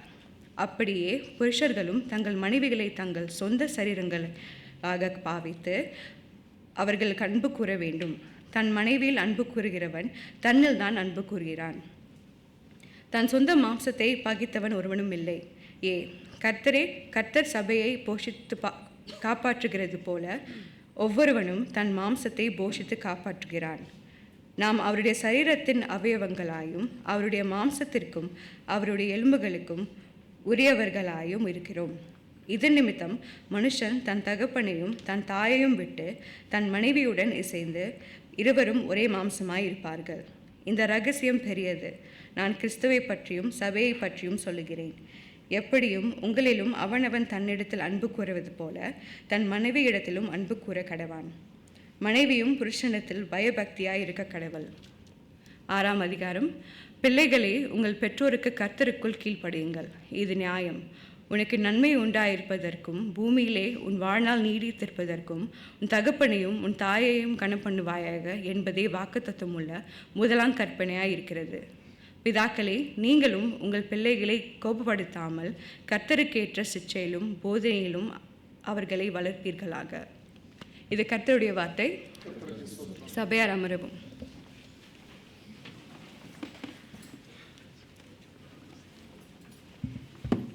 நம்முடைய பிதாவாகிய கடவுளாலும் ஆண்டவராகிய இயேசு கிறிஸ்துவினாலும் உங்களுக்கு கிருபையும் சமாதானமும் உண்டாவதாக. நாம் கண்களை மூடி ஜெபம் செய்வோம். கிருபை நிறைந்த நல் ஆண்டவரே, தேவரீர், உம்மை துதிக்கிறோம், உம்மை ஸ்தோத்திரிக்கிறோம். எங்களை வழி நடத்துகிறவரே, எங்களை போஷிக்கிறவரே, எங்களை தாங்குகிறவரே, தேவரீர் எங்களோடு உரையாடுகிறவரே, உம்மை ஸ்தோத்திரிக்கிறோம் சுவாமி. உம்முடைய வசனத்தை ஆண்டவரே நாங்கள் வாசிக்க கேட்டோம். இப்பொழுதும் உம்முடைய பாத தண்டையிலே இந்த மரியாளை போல அமர்ந்திருந்து உம்முடைய வார்த்தையை நாங்கள் தியானிக்க கேட்கின்றோம். தேவரீர், நீர் எங்கள் ஒவ்வொருவரையும் ஆசீர்வதியும், அடியேனை மன்னியும் மறையும். தேவரீர் எங்கள் ஒவ்வொருவருடனும் நீர் பேசும். நீர் பேசுகிறதற்காக நன்றி செலுத்துகிறோம். உம்முடைய வார்த்தையை நாங்கள் கூர்ந்து கவனிக்க கிருபை செய்தருளும். உம்முடைய வார்த்தையின் பிரகாரமாக ஜீவித்து உம்முடைய நாமத்தை மகிமைப்படுத்த ஒப்புக் கொடுக்கின்றோம். துதிகன மகிமை உமக்கே ஏறெடுக்கின்றோம். மீட்பராகிய இயேசு கிறிஸ்துவின் நாமத்திலே ஜெபிக்கிறோம் எங்கள் பரம தகப்பனே. ஆமேன், ஆமேன். ஜான் டான் என்று சொல்லப்படுகிறவர் அவர் ஒரு ஆங்கில கவிஞர். அது மாத்திரமல்ல, அவர் ஒரு போதகராகவும் இருந்தார். அவர் அநேகருக்கு தெரிந்த ஒரு காரியத்தை அவர் சொன்னார். No man is an island. எந்த ஒரு மனிதனும் தனிமையான ஒரு தீவு அல்ல என்று. ஆண்டவருடைய சிருஷ்டிப்பில் பார்க்கும் பொழுது ஒவ்வொருவரும் எப்படியாவது ஒருவரோடு இல்லை மற்ற சிருஷ்டிகள் கூட ஒரு சிருஷ்டியோடு தொடர்புள்ளதாக இருக்கின்றது. there is nothing disconnected. everything is connected in God's creation. அவ்வளவு அருமையாக ஆண்டவர் சிருஷ்டிருக்கின்றார். அதே போல மனிதர்களாகிய நாமும் தனிமையாக வாழ்கிறவர் அல்ல. நம்மையும் ஆண்டவர் ஒரு சமுதாயத்தில் ஆண்டவர் நம்மை வைத்திருக்கின்றார். அந்த சமுதாயத்தில் நாம் ஆசீர்வாதமாக இருக்க நீங்களும் நானும் அழைக்கப்படுகின்றோம். தன்னுடைய இரத்தத்தை சிந்தி நம்மை மீட்டெடுத்த ஆண்டவர் ஒரு சமுதாயத்தில் வைக்கும் பொழுது ஆண்டவர் நமக்காக வந்த அந்த நற்செய்தியை சொல்லுகிறது மாத்திரமல்ல, அதை வாழ்ந்து காட்டவும் நீங்களும் நானும் அழைக்கப்படுகின்றோம். ஜான் வெஸ்லி சொல்லுகிற ஒரு காரியம், there is no holiness but social holiness. பரிசுத்தம் என்று பார்க்கும் பொழுது அது வெறும் ஒரு தனிப்பட்ட நபரோடு முடிகிற ஒரு காரியம் அல்ல, அதுவும் ஒரு சமூக பரிசுத்தம், பிறரை பாதிக்கின்ற ஒரு காரியமாக இருக்கின்றது என்று சொல்லுகின்றார். எனவே திருச்சபையானது சமூக கோட்பாடுகளை கொடுத்திருக்கின்றது. இந்த சமூகத்தில் நாம் வாழும் பொழுது நம்முடைய வாழ்க்கையானது எப்படி இருக்க வேண்டும், எப்படி அந்த சமூகத்தில் இணைந்திருக்கும் பொழுது அந்த சமூகம் நம்மை தாக்குவதை விட நாம் அந்த சமூகத்தை ஆசீர்வாதமாக பரிசுத்தத்தில் தாக்கும்படியாக திருச்சபை ஒரு சில காரியங்களை கொடுத்திருக்கின்றது. அப்பொழுது இன்றைக்கு நம்ம பார்க்கின்ற இன்றையிலிருந்து நம்ம பார்க்க இருக்கின்ற இந்த தெய்வ செய்தி மெத்தடிஸ்ட் சமூக கோட்பாடுகள் என்ற ஒரு செய்தி தொடரை நாம் இன்றையிலிருந்து நாம் பார்க்க இருக்கின்றோம். அப்பொழுது இந்த சமூக கோட்பாடுகள் என்ன என்று பார்க்கும் பொழுது இந்த பரிசுத்தமானது வெறும் ஒரு தனிப்பட்ட மனிதனுடைய பரிசுத்தம் மாத்திரமல்ல, சமுதாயத்தையும் அது பாதிக்கக்கூடிய ஒரு பரிசுத்தமாக இருக்க வேண்டும் என்பது. நாம் ஆண்டவருக்கு கீழ்ப்படிந்து நற்காரியங்களை செய்வதன் மூலமாக சமுதாயத்தை நாம் தொடுகின்றோம். ஆண்டவருடைய வார்த்தையிலே இது வேரூன்றி இருக்கின்றது. ஆண்டவர் நமக்கு கொடுத்திருக்கின்ற அந்த காரியங்கள், வேதத்தில் கொடுத்திருக்கின்ற அந்த காரியங்கள் இந்த சமூக கோட்பாடுகளிலே உண்டு. இது சுவிசேஷத்தின் ஒரு மையப்பகுதியாகவும் இருக்கின்றது. சுவிசேஷத்தை பெற்ற நாம் அந்த சுவிசேஷத்தை நம்மோடு மாத்திரம் வைத்து வாழ முடியாது. We receive the gospel. We can't just live the gospel just keeping with ourselves. We have to take it to the society. நாம் இந்த சமூகத்தில் இந்த சுவிசேஷத்தை நாம் கொண்டு செல்ல வேண்டும், நாம் அறிவிக்க வேண்டும். இந்த சுவிசேஷம் கலங்கப்படாதபடிக்கு இந்த சுவிசேஷத்தை பாதுகாக்க வேண்டிய ஒரு பொறுப்பும் ஆண்டவர் நமக்கு கொடுத்திருக்கின்றார். இந்த சமூக கோட்பாடுகள் ஆண்டவருக்கு கீழ்ப்படிந்து செய்கின்ற ஒரு காரியம். சரீர பிரகாரமாக மாத்திரமல்ல, ஞானத்தின் பிரகாரமாக மாத்திரமல்ல, ஆவிக்குரிய வாழ்க்கையில ஆண்டவர் நமக்கு கொடுத்திருக்கின்ற அந்த காரியங்கள் இந்த சமூகத்தில் நாம் கொண்டு செல்லும் பொழுது ஆண்டவருக்கு கீழ்ப்படிந்து செய்கிறவர்களாக இருக்கின்றோம். விசுவாசம் உள்ளவர்களாக, நாம் உண்மை உள்ளவர்களாக ஆண்டவருடைய சுவிசேஷத்தை இந்த சமூகத்தில் நாம் கொண்டு செல்ல அழைக்கப்படுகின்றோம். இதனுடைய இறையியல் பார்க்கும் பொழுது ஆண்டவர் எல்லாவற்றையும் படைத்தார். மனிதர்கள் எல்லோரையும் படைத்திருக்கின்றார். ஆண்டவர் எல்லோரையும் விசேஷமானவர்களாக பார்க்கின்றார். நாம் தான் வித்தியாசமானவர்களாக பார்க்கின்றோம். மனிதர்கள் ஒவ்வொருவரையும் வித்தியாசமானவர்களாக பார்க்கின்றோம். ஆண்டவர் ஒவ்வொருவரையும் ஒவ்வொரு சிருஷ்டிப்பையும் விசேஷித்தமானவர்களாக அவர் காண்கின்றார். ஆண்டவர் நமக்கு பல ஆசீர்வாதங்களை கொடுத்திருக்கின்றார். இந்த ஆசீர்வாதங்கள் எல்லாம் அவரிடத்திலிருந்து பெற்றுக்கொண்டது நாம் கணக்கு ஒப்புவிக்க வேண்டியவர்களாக இருக்கின்றோம். ஆண்டவர் grace of God in Christ is available for redemption from personal and social sins. தனிப்பட்ட பாவத்திலிருந்தும் சரி, சமுதாயத்தில் செய்யப்படுகின்ற பாவத்திலிருந்து விடுவிக்கக்கூடிய வல்லமை ஆண்டவருடைய கிருபைக்கு உண்டு என்று சொல்லப்படுகின்றது. இந்த சமுதாயத்தில் நாம் வாழும் பொழுது, இந்த சமுதாயம் பாவத்தில் எல்லாம் அதனுடைய ஆதிக்கத்தில் விழாதபடிக்கு இந்த சமுதாயத்தை அந்த பாவ காரியங்களிலிருந்து வெளிக்கொண்டு வருவதற்கு நீங்களும் நானும் செயல்பட ஆண்டவர் அழைக்கின்றார். நாம் வாழ்கின்ற இந்த நாட்கள் நிச்சயமற்ற நாட்கள், பிரச்சனைகள் நிறைந்த நாட்கள். இவைகளை நாம் எப்படி சந்திக்க போகிறோம்? ஆண்டவருடைய வார்த்தையை கொண்டு, அவருடைய போதனைகளை கொண்டு சந்திக்க போகிறோம். இது இந்த சமூக கோட்பாடுகளினுடைய இறையியல் பின்னணி. என்னென்ன கோட்பாடுகள் உண்டு என்று நாம் பார்க்கும் பொழுது 8 விதமான கோட்பாடுகள். இந்த 8 கோட்பாடுகளை ஒவ்வொரு ஞாயிற்றுக்கிழமையும் நாம் பார்க்க இருக்கின்றது. There are 8 social principles and we are going to see each one in a week. And இன்றைக்கு நம்ம ஆரம்பிக்கின்றது குடும்பம், அடுத்ததாக பொருளாதாரம், அரசியல், சமூக வாழ்க்கை, இணையம், அறிவியல் மற்றும் தொழில்நுட்பங்கள், சமூக நல்வாழ்வு, சிருஷ்டிப்புகளின் பராமரிப்பு, திருச்சபை. Okay, there are the sphere of the family, economics, politics, community life, internet, science and technologies, social well-being, creation care and the church. இந்த 8 காரியங்களை நாம் சமூக கோட்பாடுகளாக அந்த தேவ செய்தி தொடரில் நாம் பார்க்க இருக்கின்றோம். இன்றைக்கு நாம் பார்க்க இருக்கின்றது குடும்பத்தை குறித்ததான ஒரு காரியம்.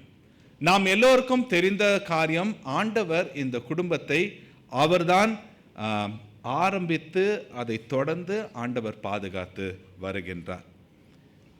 ஆண்டவர் ஏற்படுத்தின இந்த குடும்பத்துக்கு விரோதமாக பிசாசானவனும் இந்த உலகமும் அநேக காரியங்களை செய்து வருகிறது.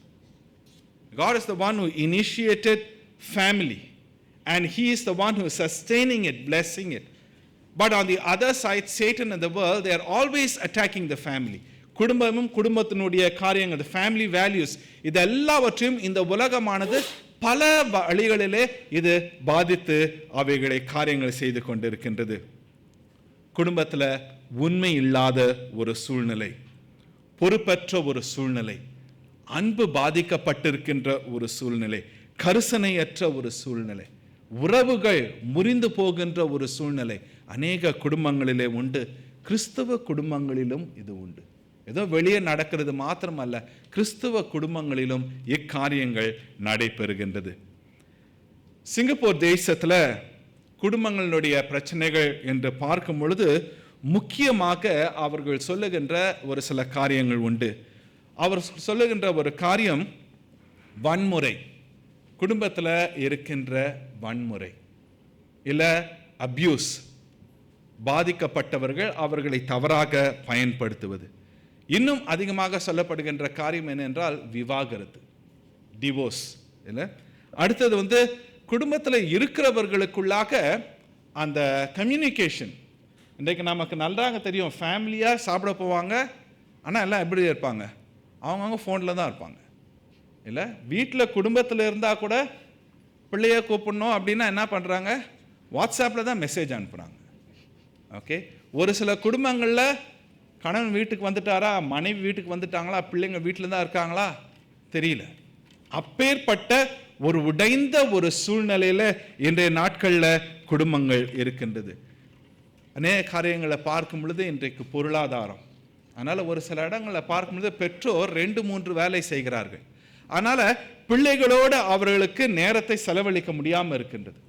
எனக்கு தெரிஞ்ச ஒரு குடும்பத்தில் அவங்க என்ன பண்ணுவாங்கன்னா, பிள்ளைங்களுக்கு அந்த கிராஃப் ஃபுட் தான் ஃபோன் பண்ணி அனுப்பிச்சிடுவாங்க, அவ்வளோதான். ஏன்னா அவங்க 2 வேலை செய்கிறாங்க. காலையில் போனாங்கன்னா அவங்க நைட் வரும்போது பிள்ளைங்க தூங்கிடுவாங்க. ஸோ பிள்ளைங்களை எப்போ பார்க்குறதுனா அந்த ஞாயிற்றுக்கிழமை ஒரு நாள் தான். அப்படியான ஒரு காலகட்டத்தில் நாம் வாழ்ந்து கொண்டு இருக்கிறோம். குடும்பங்களில் பிள்ளைகளை வளர்த்து கொண்டு வருவது இன்று அதிக ஒரு சவால் மிக்கத ஒன்றாக இருக்கின்றது. காரணம், இந்த உலகமானது பிள்ளைகளை அதிகமாக பாதித்து இருக்கின்றது. The world has impacted the children a lot. அதனால இந்த உலகத்தின் காரியம் பிள்ளைகளோடு இருக்கும் பொழுது பிள்ளைகள் பெற்றோருக்குள்ளாக அநேக பாதிப்புகள் ஏற்படுகின்றது. இன்றும் பார்க்கும் பொழுது இந்த நாட்களிலே வயதானவர்கள் அதிகரித்து வருகிறார்கள். அவர்களுடைய நிலையும் இப்பொழுது புதிதாக வருகிற இந்த ஜெனரேஷன் கேப், இதுவும் அநேக பிரச்சனைகளை ஏற்படுத்துகிறது, குடும்பங்களுக்குள்ளாக பிரிவினைகள். அது மாத்திரமல்ல, சிங்கப்பூர் மாத்திரமல்ல, உலக தேசங்களில் எல்லா இடங்களும் பார்த்தீங்கன்னா இன்றைக்கு குடும்பங்கள் சின்னதாயிருச்சு. அன்றைக்குனா ஒரு குடும்பத்தில் எத்தனை பேர்னா 10-15 பேர் பிள்ளைங்க இருப்பாங்க. இன்றைக்கி 1-2, ஒரு சிலர் வேண்டான்றாங்க, நாங்கள் நாய்க்குட்டியை வளர்த்துக்கிறோன்றாங்க.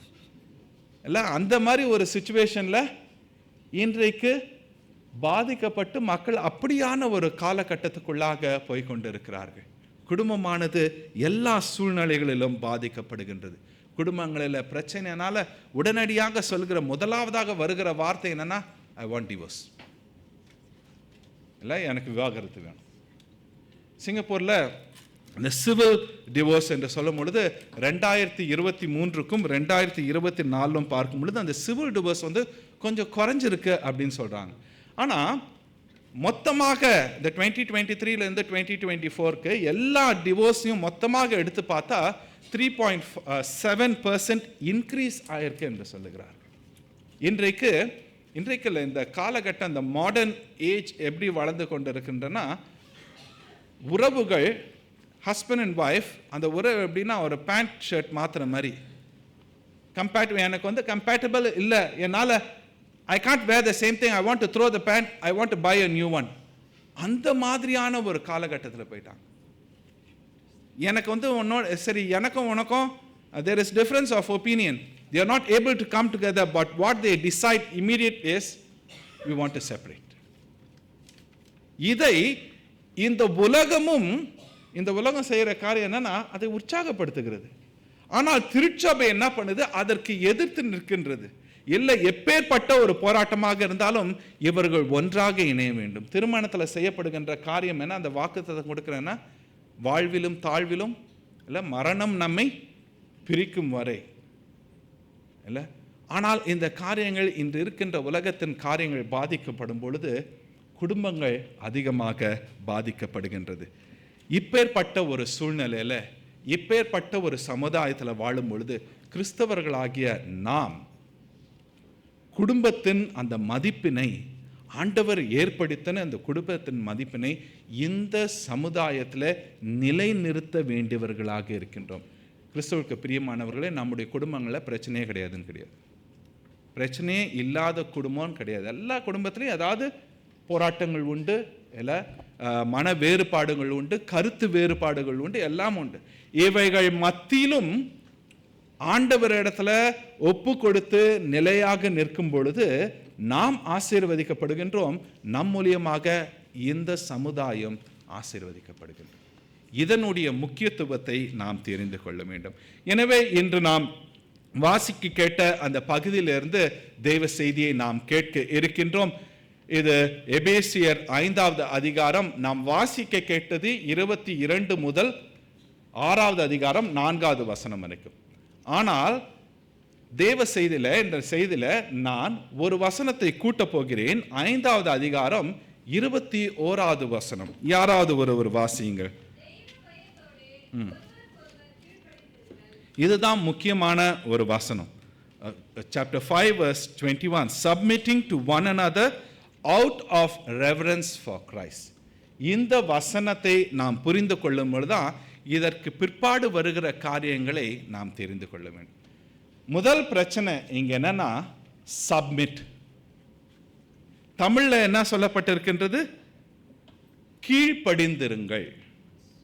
அப்பனா சொல்லப்படுகிற காரியம் என்னன்னா, ஒருவருக்கொருவர் கீழ்ப்படிந்திருங்கள் என்று சொல்லப்படுகின்ற காரியம். இந்த வார்த்தை சப்மிட் இல்ல சப்மிஷன், இந்த வார்த்தையினுடைய தமிழ்ல கீழ்ப்படிதல் என்று சொல்லப்படுகிறது. ஒரு சில தமிழ் டிரான்ஸ்லேஷன்ல பணிந்திருங்கள் என்று. ஆக்சுவலா அந்த வார்த்தை சப்மிட், கீழ்ப்படிதல் என்ற வார்த்தைக்கான சரியான அர்த்தம் என்ன என்றால், ஒருவரை ஒருவர் மதித்து மரியாதையோடு நடந்து கொள்வது. Be respectful to one another. இதுதான் நாங்கள் இப்போ அவர் சொல்லுகிற காரியம். ஆண்டவருடைய பிள்ளைகளாகிய ஒவ்வொருவரும் ஒருவரை ஒருவர் மதித்து மரியாதையோடு. So submit to one. ஏன் இதனை செய்ய வேண்டும்? இதற்கு செய்ய வேண்டியதற்கான காரணம் என்ன என்றால், எப்படி செய்ய வேண்டும் என்றால் தெய்வ பயத்தோடு செய்ய வேண்டும். we need to have the reverence. ஆண்டவர் அந்த தெய்வ பயத்தோடு, அந்த பக்தியோடு நாம் ஒருவரிடத்துல ஒருவர் மதித்து மரியாதை செலுத்துகிறவர்களாக இருக்க வேண்டும். கிறிஸ்தவத்தில் கீழ்ப்படிதல் இல்லை சப்மிஷன் என்பது ஒரு தவறான ஒரு காரியம் அல்ல. இது கிறிஸ்துவத்தில் இல்லை வேதத்தில் இந்த வார்த்தை சொல்லும் பொழுது நம் மீது திணிக்கப்பட்டதல்ல. It is not something that has been forced on us and say you need to submit. இல்லை, அப்படி கிடையாது. இல்லை, நம்ம சப்மிட் பண்றதுனால நம்மளை தவறான வழியில வேதம் கொண்டு போகிறதல்ல. நாம ஒருவருக்கொருவர் மதித்து மரியாதையோடு சப்மிட் பண்ணும்போது ஆசீர்வதிக்கப்படுகின்றோம். அந்த குடும்பமானது இல்லை சகோதர சகோதரிக்குள்ளாக அந்த உறவு இன்னும் ஸ்திரப்படுத்தப்படுகிறது. The relationship has been even stronger when we submit, when we respect one another. இந்த ஒரு காரியத்தை தான் பவுல் இந்த இடத்துல பரிசுத்த ஆவியானவர்னால அவர் எழுதுகிறார். எனவே நம்ம அடுத்த போக பகுதிக்குள்ளாக இந்த ஒரு காரியத்தை நன்றாக ஞாபகத்தில் வைத்துக் கொள்ளுங்கள். சப்மிட், கீழ்ப்படிதல் அப்படின்னா ஒருவரை ஒருவர் மதித்து மரியாதையோடு ஏற்றுக்கொள்வது. ஓகே, இதனை நம்முடைய மனதில் வைத்துக்கொண்டு இப்பொழுது 22வது வசனம், இப்பொழுது 22வது வசனம் 22, 23 திருமணமான பெண்கள் யாராவது ஒருவர் வாசிங்க. someone who is married women.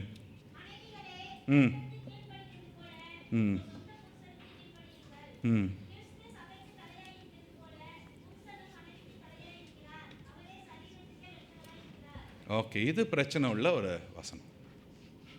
பெண்களுக்கு பிடிக்க நிறைய பெண்கள் பார்த்தா எல்லாம் ஒரு சிரிப்பாக தான் இருக்குது.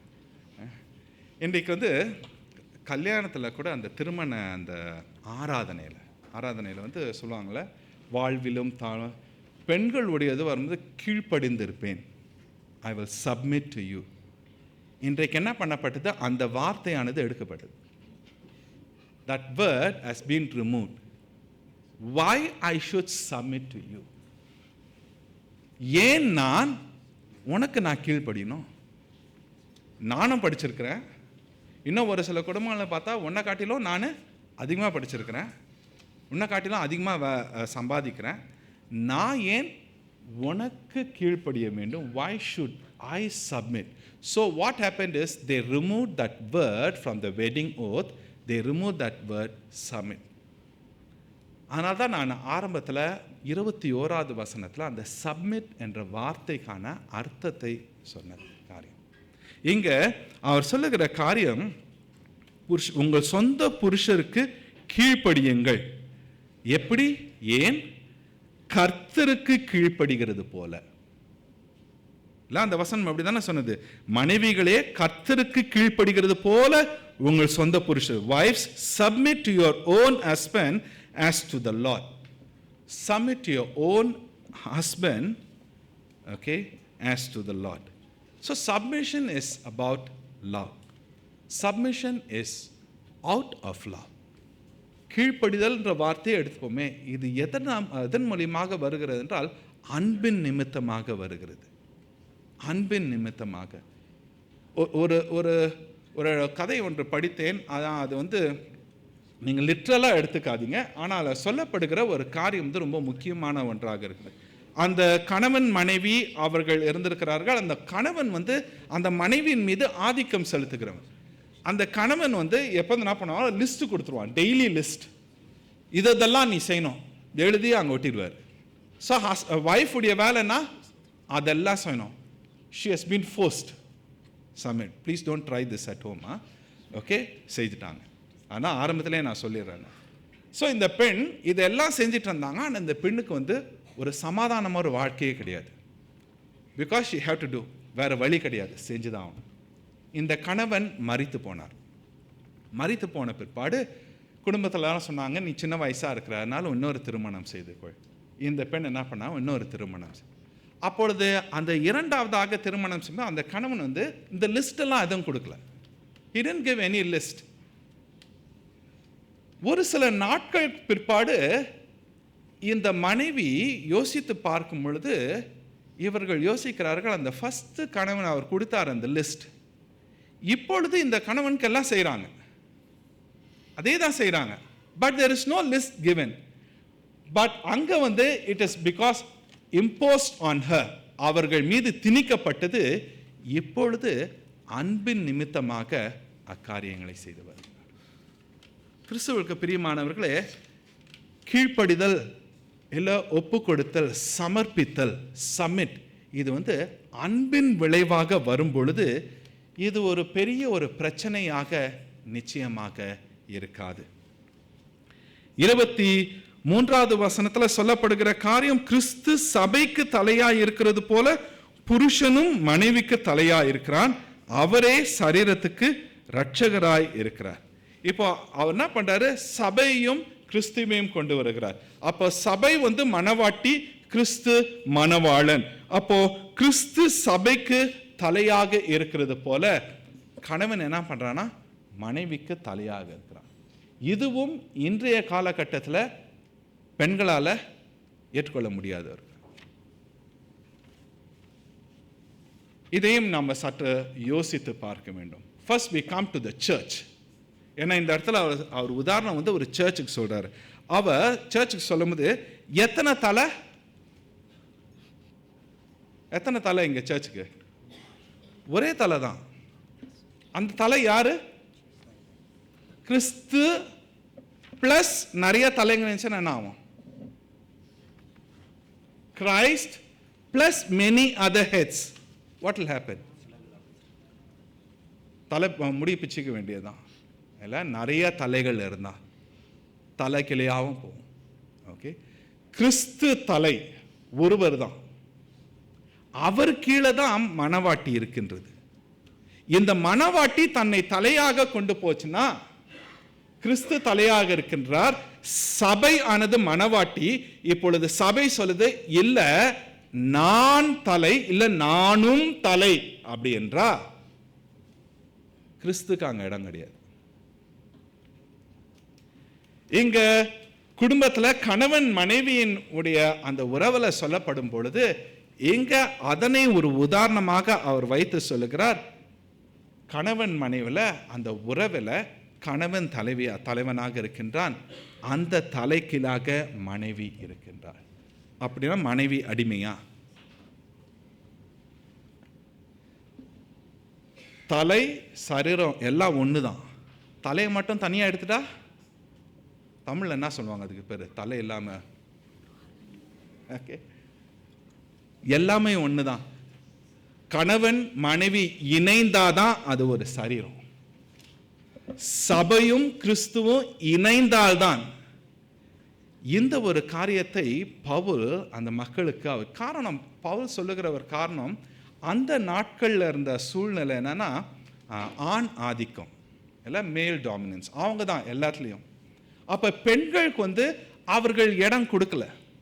இன்னும் சொல்ல போனா சபையில கூட பெண்களுக்கு இடம் கொடுக்காத ஒரு சூழ்நிலைகளும் இருந்தது. அப்பேற்பட்ட ஒரு சூழ்நிலையில பவுல் எழுதுகிறார், கிறிஸ்து சபையானது கிறிஸ்துவுக்கு கீழ்ப்படுகிறது போல. அப்போ பெண்கள் எல்லாம் மனைவி கணவனுக்கு கீழ்ப்படிந்தா அது தவறா? இல்லை. ஒரு சில கலாச்சாரத்தில், ஒரு சில நாடுகளில் இது அங்கீகரிக்கப்படுகிறது. இது அவங்களுடைய கலாச்சாரம். எனக்கு தெரிஞ்ச ஒரு இது அந்த ஒரு தேசத்தில் கணவன், அதாவது கிச்சனுக்கு பெண் போகக்கூடாது. தமிழ்நாட்டில் கூட ஒரு சில இடங்கள்ல உண்டு. கிச்சனுக்கு ஆண்கள் போகக்கூடாது. சாரி, இப்போ மாறிடுச்சு அது. ஓகே, கிச்சனுக்கு ஆண்கள் போகக்கூடாது. போனால் அது குடும்பத்தில் அது சரியில்லை, அந்த குடும்பம் சரியில்லை. ஆண்கள் சாப்பிட்டு முடித்த பிற்பாடு தான் என்ன பண்ணணும், மனைவி சாப்பிடணும். அப்படியான கலாச்சாரம்லாம் இருந்திருக்கு. ஆனால் இங்க பவுல் அப்படியாக மனைவியை ஒரு அடிமையாக வைக்கும்படியாக அல்ல, தன்னுடைய சரீரமாக பாவிக்கும்படியாக பவுல் இங்கே எழுதுகிறார். மனைவி கணவனுக்கு கீழாக இருக்கும் பொழுது, கீழ்ப்படியும் போது, சமர்ப்பிக்கும் பொழுது மனைவியுடைய ஒப்பீனியன்லாம் ஒன்றும் இல்லை அப்படின்னு கிடையாது. இல்லை, மனைவி சொல்கிற காரியமும் ஏற்றுக்கொள்ளப்படுகின்றது. தமிழில் சொல்லுவாங்க, மனைவி சொல்கிறது என்னதான் மந்திரம் இல்லை, மனைவி சொல்லிட்டா அவ்வளோதான், அதான் தெய்வ வாக்காகவும் ஆயிடுது ஒரு சில இடங்கள்ல.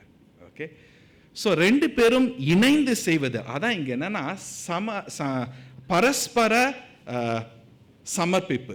It is a mutual submission. கணவன் மனைவி இருவரும் இணைந்தால்தான் அது ஒரு சரீரம். இல்லாட்டினா அது சரீரம் அல்ல, அது இன்னும் சொல்ல போனா அது ஒரு சடலம் ஆகிவிடுகிறது. தலையை எடுத்துட்டோம்னா, தலையையும் சரீரத்தையும் பிரிச்சிட்டோம்னா அது ஒன்றும் கிடையாது, இட்ஸ் எ டெட் பாடி. கணவன் மனைவி ஓர் சரீரமாக இருக்கும் பொழுது, ஒன்றாக செயல்படும் பொழுதுதான் அது ஒரு நல்ல ஒரு உறவாக இருக்கின்றது. சமர்ப்பணம் இல்லை கீழ்ப்படிதல் என்பது பலவீனத்தை காட்டுகிறது அல்ல. Submission is not showing that I am weak, but submission in love shows how strong we are in that relationship. கீழ்ப்படிதல், சமர்ப்பிப்பது, அன்போடு அது செய்யும் பொழுது இந்த கணவன் மனைவியின் உறவு அதிக திடமாக இருக்கின்றதை காண்கின்றோம். எனவே இங்கே 22, 23, 24 3 வசனங்கள் மனைவிக்கு கொடுக்கின்றார். ஓகே, அதோடு விட்டுட்டாரா? கணவனுக்கு கொடுக்காம போனால் மனைவிக்கு எப்படி இருக்கும்? ஓகே, இப்போ அடுத்து என்ன பண்ண போறாரு? கணவனுக்கு கொடுக்க போறாரு. மனைவிக்கு எத்தனை வசனம்? மனைவிக்கு எத்தனை வசனம்? இப்பதான் சொன்னேன், 3 வசனம். இப்போ கணவனுக்கு எத்தனை வசனம் இருக்கணும்? Very good. ஆனால் +1 7 வசனம் கொடுக்குறாரு. ஓகே, கணவனுக்கு எத்தனை வசனம் கொடுக்குறாரு? இப்போ பெண்களுக்கு எவ்வளோ ஒரு சந்தோஷம் இல்லை, 7 வசனம் அவர் கொடுக்குறார். இப்போ 25, இப்போ ஃபர்ஸ்ட் கல்யாணமான பெண் ஒருவரை வாசிக்க சொன்னேன். இப்போ கல்யாணமான ஆண் ஒருவர் 25வது வசனத்தை வாசியுங்கள். திருமணமான ஆண் 25வது வசனம் வாசி. எபேசியர் 5:25.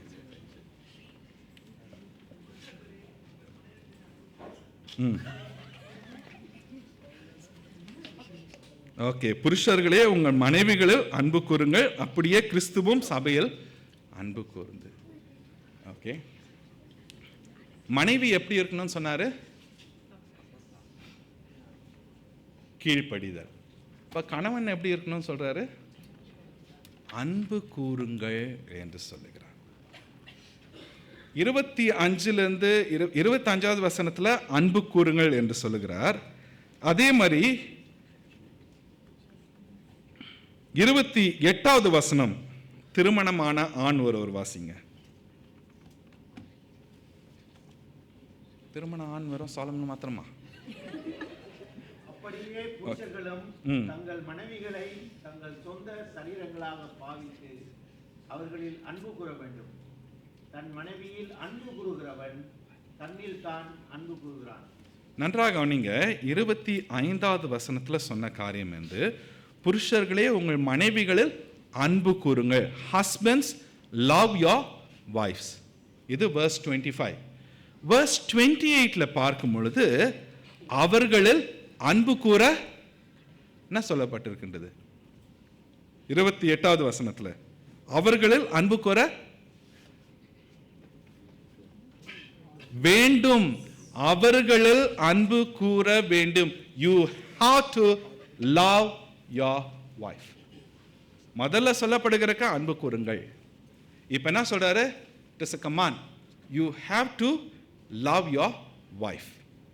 இப்போ submit என்ற வார்த்தையை பார்த்தோம். இது மரியாதை இல்ல, ரெஸ்பெக்ட், மியூச்சுவல் சப்மிஷன். இப்போ இந்த இடத்துல அன்பு கூற வேண்டும் என்ற வார்த்தை வருகிறது. இந்த அன்பு என்கிற வார்த்தை வேதத்துல நம்மளுக்கு தமிழ்ல அன்பு இருக்கின்றது. அன்புக்கு வேற ஏதாவது வார்த்தை இருக்கா தமிழ்ல? பாசம் இருக்கின்றது. பாசம் எங்க இருக்கும்? பெற்றோர் பிள்ளைகள் இடத்துல பாசம் இருக்கும். ஆனால் இங்கே பயன்படுத்தப்படுகிற இந்த அன்பு என்கிற வார்த்தை அகாப்பே என்கின்ற கிரேக்க மொழியின் வார்த்தை. இந்த அகாப்பே என்கிற வார்த்தை என்ன என்றால் தன்னையே தியாகமாக கொடுத்த கடவுளினுடைய அன்பு. அப்ப இங்க சொல்லப்படுகும் போது பவுல் பாசத்தை குறித்து சொல்லல, கிரேக்க மொழியில இன்னொரு வார்த்தையும் அன்பை குறித்து சொல்ல, அது காதல் இல்ல. இன்னொரு வார்த்தை அன்பு, அது என்னன்னா கண்டிஷனல் லவ். ஆனா இந்த அகாப்பே என்பது அன்கண்டிஷனல் லவ். இதனை தான் இந்த இடத்துல பவுல் பயன்படுத்துகிறார். கணவன் என்ன பண்ணோம், மனைவின் இடத்துல இவ்வளவு நகை நீ கொண்டு வந்தினா நான் உன் இடத்துல அன்பு செலுத்துறேன்னா அது அன்பா இல்லை? ஒரு சில இன்றைக்கு நம்ம ஊரில் நடக்கிற காரியங்கள் அந்த நியூஸ்லாம் பார்க்கும்பொழுது டவுரியினுடைய காரியம் எவ்வளோ கொடுத்தாலும் முடியல இல்லை, அது அன்பு இல்லை. அன்பு என்பது அன்கண்டிஷனல். இனி இதை செஞ்சாதான் நான் மேலே இல்லை, தன்னையே தியாகமாக கொடுக்கிற ஒரு அன்பு. இந்த இடத்துல இந்த 7 வசனங்கள் பார்த்தீங்கன்னா அதை சொல்லிட்டு ஒவ்வொரு இடத்துலையும் பவுல் கிறிஸ்துவை குறித்து சொல்லுகிறார். கிறிஸ்து எப்படி தன்னையே தம்மை தாமே 27வது வசனத்தில் தம்மை தாமே அதற்காக ஒப்பு கொடுத்தார் சபைக்காக. As Christ loved the church and gave himself up for her. அப்போ கணவனுடைய காரியம் என்னென்றால் மனைவியின் இடத்துல பலவீனங்கள் இருந்தாலும் அந்த மனைவியை அன்பு செலுத்துகிறது. Even if there is weakness, மனைவி எப்போதும் உப்பு குறைவா போட்டாலும் என்ன பண்ணும்? அதனால மனைவி உப்பு குறைவா போடாதீங்க, நல்லதான். பட் ஃபார் மென் இப்படி இருந்தாதான் உன் இடத்துல அன்பு செலுத்துவேன் அப்படின்னா இட் பிகம்ஸ் கண்டிஷனல். அந்த ஒரு அன்பை இங்க பவுல் சொல்லல.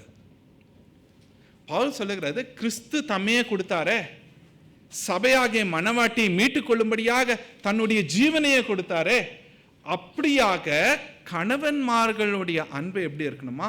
தியாகமான அன்பாக இருக்க வேண்டும். Self giving, self sacrificing love. மனைவி கீழ்ப்படிய வேண்டும், மரியாதை சமர்ப்பிப்பது அன்பின் நிமித்தம். கணவனும் மனைவியின் இடத்துல எப்படி இருக்கணும்? அன்பு செலுத்த வேண்டும். அன்பு செலுத்தும் பொழுது ஒருவரை ஒருவர் சிநேகிக்கிறவர்களாக அவர்கள் இருக்கிறார்கள். 33வது வசனத்தை இதை அவர் முடிக்கும் போது அழகாக முடிக்கிறார். அவன் தன்னிடத்தில் அன்பு கூறுவது போல தன்னுடைய மனைவியின் இடத்திலும் அன்பு கூற வேண்டும். கணவனுக்கு அதே வசனத்துல மனைவியும் புருஷனிடத்தில் எப்படி இருக்கணுமா? பயபக்தி உள்ளவர்களாக இருக்க வேண்டும்.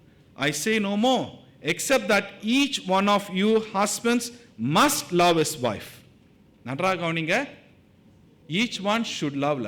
Must, கட்டாயம், must love his wife as he loves himself, and that every wife must respect her husband. இங்க மரியாதை, கணவன் மனைவிக்கு மரியாதை கொடுக்கல, மனைவி கணவனுக்கு மரியாதை கொடுக்கலன்னா அது சீர்குலைந்து போன ஒரு உறவு. If there is no respect between the mutual respect, mutual submission between a husband and wife, it is a dysfunctional family, a relationship. ஆண்டவர் இங்க சொல்லுகிற காரியம் என்னென்றால் ஒருவரை ஒருவர் மதிப்பது, ஒருவரை ஒருவர் மதித்து ஏற்றுக்கொள்வதனால் அந்த அன்பு வரும் பொழுதுதான். அந்த அன்புல செய்யும் பொழுது நான் மேல நீ கீழே அப்படிலாம் கிடையாது. பவுல் இங்கே கணவன் மனைவியுடைய காரியத்தை சொல்லுகிறார்.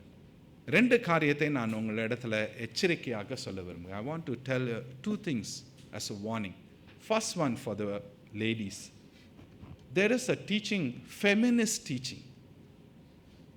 தமிழ் எனக்கு தெரியல, பெண்மை, பெண்ணுரிமை, ஃபெமினிசம். அந்த டீச்சிங் என்ன சொல்லுது? You have the right. Okay? அந்த teaching don't go for that. வேதம் அதை சொல்லலை. ஆண்களுக்கு எச்சரிக்கை. மேல் சாவனிசம், ஆண் ஆதிக்கம், நான் தான் இல்லை, கிடையாது. ரெண்டுமே ஆண்டவருக்கு விரோதமான காரியங்கள். இக்காரியங்களிலிருந்து விடுபடும் பொழுது இந்த சமுதாயமான அதில் தான் இருக்குது. ஃபெமினிசம் ஒரு சைடில், ஃபெமினிஸ்ட் டீச்சிங் இன்னொரு சைடில், மேல் ஃபெமினிசம், இதெல்லாம் இருக்கின்றது. சமுதாயம் இப்படியாக வாழ்ந்து கொண்டிருக்கிறது. இவைகள் மத்தியில் ஆண்டவருடைய பிள்ளைகளாகிய நாம் மியூச்சுவல் சப்மிஷன், மியூச்சுவல் ரெஸ்பெக்ட், பரஸ்பர சமர்ப்பிப்பு, பரஸ்பர ஒவ்வொருவரையும் மரியாதை செலுத்துகிற காரியம், இதனை ஆண்டவர் சொல்லுகிறார். ஏனென்றால் கிறிஸ்து தன்னையே கொடுத்தாரு, ஜீவ அன்பு. இப்பேற்பட்ட அன்பு நம்ம இடத்துல இருக்கும்போது அந்த கணவன் மனைவியினுடைய உறவு சரியாக இருக்குது. அப்போ குடும்பம்னா வெறும் கணவன் மனைவி அவ்வளோதானா? பிள்ளைகள் இருக்காங்களே, அது 6வது அதிகாரத்தில் வருது.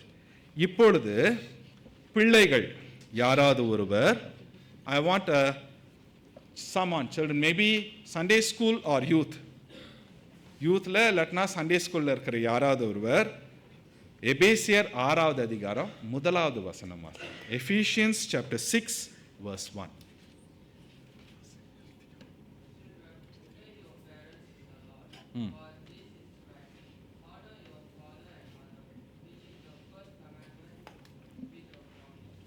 ஓகேங்க, தேங்க்ஸ்யா. ஓகே, இங்கிலீஷில் வாசிட்டா, தமிழில் யாராவது ஒரு வாசிங்க. எபேசியர் 6:1 பிள்ளைகள்.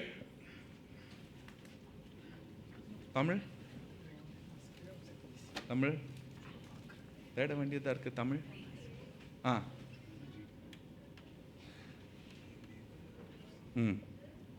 இது நியாயம். பிள்ளைகளே என்ன பண்ணுங்க, உங்கள் பெற்றோருக்கு கர்த்தருக்குள் கீழ்ப்படியுங்கள். Again the same word coming, right? கீழ்ப்படியுங்கள். obey your parents. இங்கேயும் நாம் நன்றாக பார்க்க வேண்டும். இந்த ஒபே என்கிற வார்த்தைக்கு இங்கே சொல்லப்படுகின்ற சரியான அர்த்தம் என்னென்றால் காது கொடுத்து கேட்பது. இது பிரச்சனையா இல்லையா? இல்லை, பெற்றோருக்கு நன்றாக தெரியும், சொன்னால் என்ன பண்ண மாட்டாங்க, கேட்கவே மாட்டேன்றாங்க, காதுக்கு உள்ளேயே போக மாட்டேன். ஸோ ஒபீடியன்ஸ் உடைய ஃபர்ஸ்ட் ஸ்டெப் என்ன? Giving here, listening. ஆண்டவர் கூட எல்லாத்தையும் சொல்லிட்டு கடைசி நேரத்தில் சொல்கிறாரு, காது உள்ளவனவனோ கேட்க. ஸோ இஃப் வி ஒபே, பிள்ளைங்கள் நன்றாக கவனிங்க, நீங்கள் உங்கள் பெற்றோருக்கு கீழ்ப்படியணும்னா ஃபர்ஸ்ட் திங் வந்து பெற்றோர் சொல்கிறத என்ன பண்ணணும்? காது கொடுத்து கேட்கணும். அதான் first step in obedience. Listening, we need to listen, we need to submit. அதான் கீழ்ப்படுகிறது. பெற்றோர் சொல்கிற காரியங்களை ஏற்றுக்கொள்வது, இதுதான் கீழ்ப்படிதல். இங்கேயும் கீழ்ப்படிதல் என்றது ஒரு கட்டாயத்தின் நிமித்தமாக செய்கிற காரியமாக இருக்கக்கூடாது. Obedience should not come out of compulsion. You should not be forced for obedience. அது வந்து ஜஸ்ட் ஒரு அவுட்வர்ட், ஒரு வெளிப்படையான ஒரு காரியம் தான். ஆனால் obedience should come out of love. அன்பு நிமித்தமாக என்ன வரணும்? அந்த கீழ்ப்படிதல் வரும்பொழுது பெற்றோர் பிள்ளைகளுக்குள்ளாக அந்த உறவு ஸ்திரப்படுத்தப்படுகின்றது, பலப்படுத்தப்படுகின்றது. இங்க அவர் சொல்லுகிற காரியம் அந்த வசனத்தில், பிள்ளைகளே உங்கள் பெற்றோருக்கு கர்த்தருக்குள் கீழ்ப்படியுங்கள், இது என்ன சொல்றாரு? இது நியாயம். This is right. அப்ப பிள்ளைகள் பெற்றோருக்கு கீழ்ப்படியாமற் போனா, okay, it is totally against. கீழ்ப்படியுங்க. பிள்ளைகள் எப்பொழுது பெற்றோருக்கு கீழ்ப்படியணும்? தமிழில் சொல்லுவாங்க, தோளுக்கு மேலே வளர்ந்தா, அது தோலுக்கு மேலே வளர்ந்தாலும் சரி, தலைக்கு மேலே வளர்ந்தாலும் சரி, அது யாரு? பிள்ளை தான். பெற்றோர் பிள்ளை உறவில் எந்த ஒரு மாற்றமும் கிடையாது. தோலுக்கு மேலே போனாலும் தலைக்கு மேலே போனாலும் பெற்றோருக்கு கொடுக்க வேண்டிய மரியாதையை கொடுக்க வேண்டும். அதை தான் அவர் என்ன பண்ணுறாரு? ஆண்டவர் கொடுத்த கட்டளையிலிருந்து அடுத்த வசனத்தில் சொல்லாரு, உனக்கு நன்மை உண்டாயிருப்பதற்கும் பூமியிலே உன் வாழ்நாள் நீடித்திருப்பதற்கும் உன் தகப்பனையும் உன் தாயையும் கனம் பண்ணுவாயாக. We need to honor our parents. Honor our parents. John Wesley இந்த ஹானர் என்ற தமிழில் பார்த்தீங்கன்னா அந்த கணம். கணம்னா சாதாரண என்ன அர்த்தம்னா வெயிட் இல்லை. we need to give weightage to our parents. அவர் சொல்லுகிற ஜான் வெஸ்லியன் சொல்றாரு, இந்த கணம் ஹானர்ன்றது அன்பு, அவருக்கு மீது இருக்கிற அந்த பயபக்தி, கீழ்ப்படிதல், இது எல்லாவற்றிலும் இருக்கணுமா, எல்லாவற்றிலும் இருக்கணும். Honor, his love, reverence, obedience, assistance in everything. எல்லாவற்றிலும் பெற்றோருக்கு கீழ்ப்படிய வேண்டும். எப்பொழுதென்றால் எல்லா நாட்களிலும். பெற்றோர் வயதான காலத்தில் போகும்பொழுது அவர்கள் சுகவீனப்படுகிற வேளைகளிலும் அவர்களை பார்த்துக்கொள்ள வேண்டும். அப்பேற்பட்ட சூழ்நிலையிலும் அவர்களை மதித்து அவர்களுக்கான காரியங்களை செய்ய வேண்டும். இது யார் மீது விழுந்த கடமை? இது பிள்ளைகள் மீது விழுந்த கடமை. இது பிள்ளைகள் கடைசி வரைக்கும் பெற்றோரை கனப்படுத்துவது. இந்த பகுதியை இந்த 10 கமாண்ட்மெண்ட்ஸில் வரும் பொழுது மார்ட்டின் லூத்தர் இதை குறித்து சொல்லும் பொழுது அவர் சொல்றார், யாருக்கு இந்த கனம் பண்ணுவது, ஹானர் யுவர் பேரண்ட்ஸ். அப்போ வெறும் பெற்றோர் மாத்திரம் கனம் பண்ணால் போதுமா? இன்றைய காலத்தில் நல்லா யோசித்து பாருங்களேன். பெற்றோரை கனம் பண்ணுறாங்களோ இல்லையோ, மாமனார் மாமியாரை கிண்டலாக தான் பார்ப்பாங்க இல்லை. அது கணவன் மாமியாரை பார்க்குறாரா, மனைவி மாமனார் மாமியாரை பார்க்குறாங்களா? ஒரு சிலர் நல்லா மரியாதையோடு பார்க்குறாங்க, ஒரு சிலர் என்ன பண்ணுறாங்க, அவங்கள துச்சமாக எண்ணுகிறார்கள். கணவன் மனைவி யாராக இருந்தாலும் சரி, பெற்றோரோ அது மாமனார் மாமியாரோ, அவர்களையும் கனம் பண்ண வேண்டியவர்களாக இருக்கின்றோம். இது குடும்பத்தை கட்டுகிறது. இல்லை அப்படின்னா இது குடும்பத்தை உடைக்கின்ற ஒரு காரியமாக இருக்கின்றது. கனம் பண்ண வேண்டும். இது ஓகே. அப்போ குடும்பத்தில் இப்போ கணவன் மனைவி பிள்ளைகள், கணவன் மனைவியினுடைய உறவு சொல்லிட்டாரு, பிள்ளைகள் சொல்லிட்டார். 6வது அதிகாரம் முதல் 3 வசனம். பெற்றோர் பிள்ளைகளுக்குள்ளாக எப்படி இருக்கணும்? 6வது அதிகாரம் 4வது வசனம். பெற்றோர் யாராவது ஒருவர் வாசிங்க.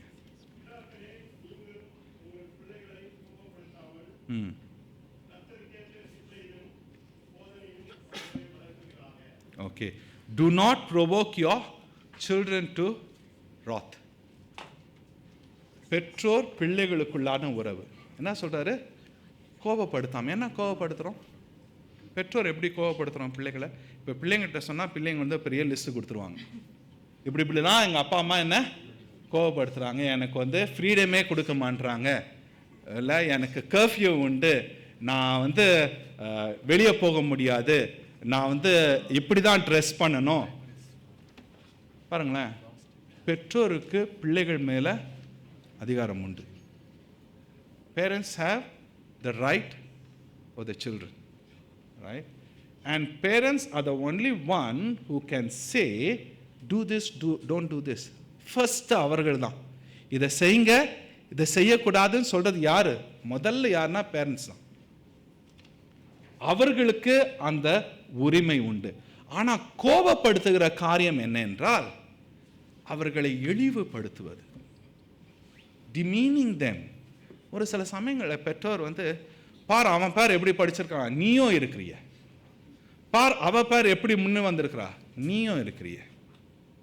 தமிழில் ஒரு பழமொழி சொல்லுவாங்க, தயவுசெய்து இதெல்லாம் யூஸ் பண்ணாதீங்க. உன்னை பெற்றதுக்கு ஒரு ஆட்டுக்கல்லை வாங்கி போட்டிருந்தா ஊராவது அரைச்சிட்டு போயிருக்கோன்னு. இல்லை, ஆட்டுக்கல் வாங்கி போட்டிருக்க வேண்டியது தானே? இல்லை இல்லை இப்பேற்பட்ட காரியங்களை சொல்லி பிள்ளைகளை இழிவுபடுத்தும் பொழுது பிள்ளைகள் இடத்துலேருந்து மரியாதை எதிர்பார்க்க முடியாது. பிள்ளைகள் கோபப்படுத்து. ஆனால் பவுல் இங்கே என்ன சொல்றார்? கோபப்படுத்தாதீங்க, ஆனால் அதுக்கு பதிலாக வேற இன்னொரு காரியத்தை நீங்கள் செய்யணும். என்ன செய்யணும்? நீங்கள் உங்கள் பிள்ளைகளை கோபப்படுத்தாமல் என்ன பண்ணணும்? உங்கள் பிள்ளைகளை கர்த்தருக்கேற்ற சிட்சையிலும் போதனையிலும் அவர்களை வளர்ப்பீர்கள். எப்படி வளர்த்து கொண்டு வரணும்? சிட்சை. சிட்சை என்ற வார்த்தை கொஞ்சம் பார்த்தீங்கன்னா திட்டுறது மாதிரி தான் வரும். ஆனால் ஏன் அந்த சிட்சை? நமது எபிரேயர் 12வது அதிகாரத்தில் அந்த ஆசிரியர் அழகாக எழுதுறார் 5வது வசனத்தில், அன்றியும் என் மகனே கர்த்தருடைய சிட்சையை அற்பமாக எண்ணாதே, அவரால் கடிந்து கொள்ளப்படும் பொழுது சோர்ந்து போகாதே. கர்த்தர் எவனிடத்தில் அன்பு கூறுகிறாரோ அவனை அவர் சிட்சித்து தாம் சேர்த்து கொள்ளுகிற எந்த மகனையும் தண்டிக்கிறார் என்று பிள்ளைகளுக்கு சொல்லுகிறது போல உங்களுக்கு சொல்லி புத்திமதியை. ஆண்டவர் என்ன பண்றாரா, ஏன் சிட்சிக்கிறார்னா நம் மீது இருக்கிற அன்பு. பெற்றோர் பிள்ளை இடத்துல சிட்சிக்கிறார்கள் என்றால் அன்பின் நிமித்தமாக தவறி விடக்கூடாது என்பதனால. இன்றைய நாட்களில் அது பிள்ளைகளுக்கு ஏற்றுக்கொள்ள முடியாத ஒரு காரியம், பிடிக்காத ஒரு காரியம். நீ டோன்ட், ஒரு பாட்டு ஒன்று, இட்ஸ் செக்குலர் சாங், இட் சேஸ்னா பாப்பா டோன்ட் ப்ரீச். இட்ஸ் a very famous one. என்கிட்ட பிரசங்கம் பண்ணாது, don't preach, I know what I have to do. இல்லை, sometimes children we think that we know what we are doing, ஆனால் we exactly do not know என்ன நடக்க போகுதுன்றது தெரியல. ஆனால் தான் பெற்றோர் என்ன சொல்கிறாங்க, செய்யாதீங்க. அப்படி செய்யும் பொழுது என்ன பண்ணுறாங்க, நல்லதனமாக சொல்கிறாங்க, இல்லாட்டினா சிட்சிக்கிறார்கள். ஓகே, சிட்சையிலும் மாத்திரமல்ல, சிட்சையிலும் போதனையிலும், இது ரெண்டும் எப்படி இருக்குன்னா கர்த்தருக்கேற்ற சிட்சையிலும் போதனையிலும் இருக்கு. ஆண்டவருக்கு பிரியமில்லாத காரியங்கள் செய்யும் பொழுது பிள்ளைகளை பாதிக்கிறது, பிள்ளைகள் கோவப்படுகிறார்கள். அப்போ என் பிள்ளை இப்படி செஞ்சுட்டான், என் பிள்ளை இப்படி பண்ணுறான் அப்படின்னு சொல்லி பிரயோஜனம் இல்லை. பெற்றோராகிய நாம, உண்மைதான், நம்முடைய வாழ்க்கையில் நீங்கள் வேலையிலேருந்து வரும்போது உங்களுக்கு ஸ்ட்ரெஸ் உண்டு, யூ ஹேவ் ஸ்ட்ரெஸ், நிறைய காரியங்களோடு வரீங்க. அதே மாதிரி தான் பிள்ளைங்களும், அவர்களும் வீட்டுக்கு வரும்போது வெளியே பார்க்கும்போது விளையாட்டுத்தனமாக இருக்கலாம். That is how they distress themselves. ஆனால் அவர்களும் ஸ்கூலில் போகும்பொழுது இல்லை ஃப்ரெண்ட்ஸ் இந்த மாதிரி காரியங்கள் வரும்போது அவர்களும் பாதிக்கப்பட்டு தான் வராங்க. நம்மளுடைய கோபம் இல்லை நம்ம வேலை செய்கிற இடத்துல நடந்த காரியத்தை கொண்டு பிள்ளைங்க மேலே டம்ப் பண்ணுறதுக்கு அவங்க குப்பைத்தொட்டி கிடையாது. நம்முடைய வேலையில் பாதிப்பு ஏற்பட்டிருக்கலாம், அதிகாரிகள் நம்மளை திட்டிருக்கலாம், அந்த கோபத்தோடு வந்திருப்போம் நாமும். But we need to learn, வீட்டுக்குள்ளே வருவதற்கு முன்பாக அதை வெளியே கழட்டி வச்சுட்டு வர்றதுக்கு கற்றுக்கொள்ள வேண்டும். அதை கொண்டு நம்ம பிள்ளைங்க மீதையும் மனைவிகள் மீது போகிறது இல்லை, மனைவி பெற்றோர் மீதோ கணவன் மீதோ போடுவது குப்பை தொட்டிகள் அல்ல.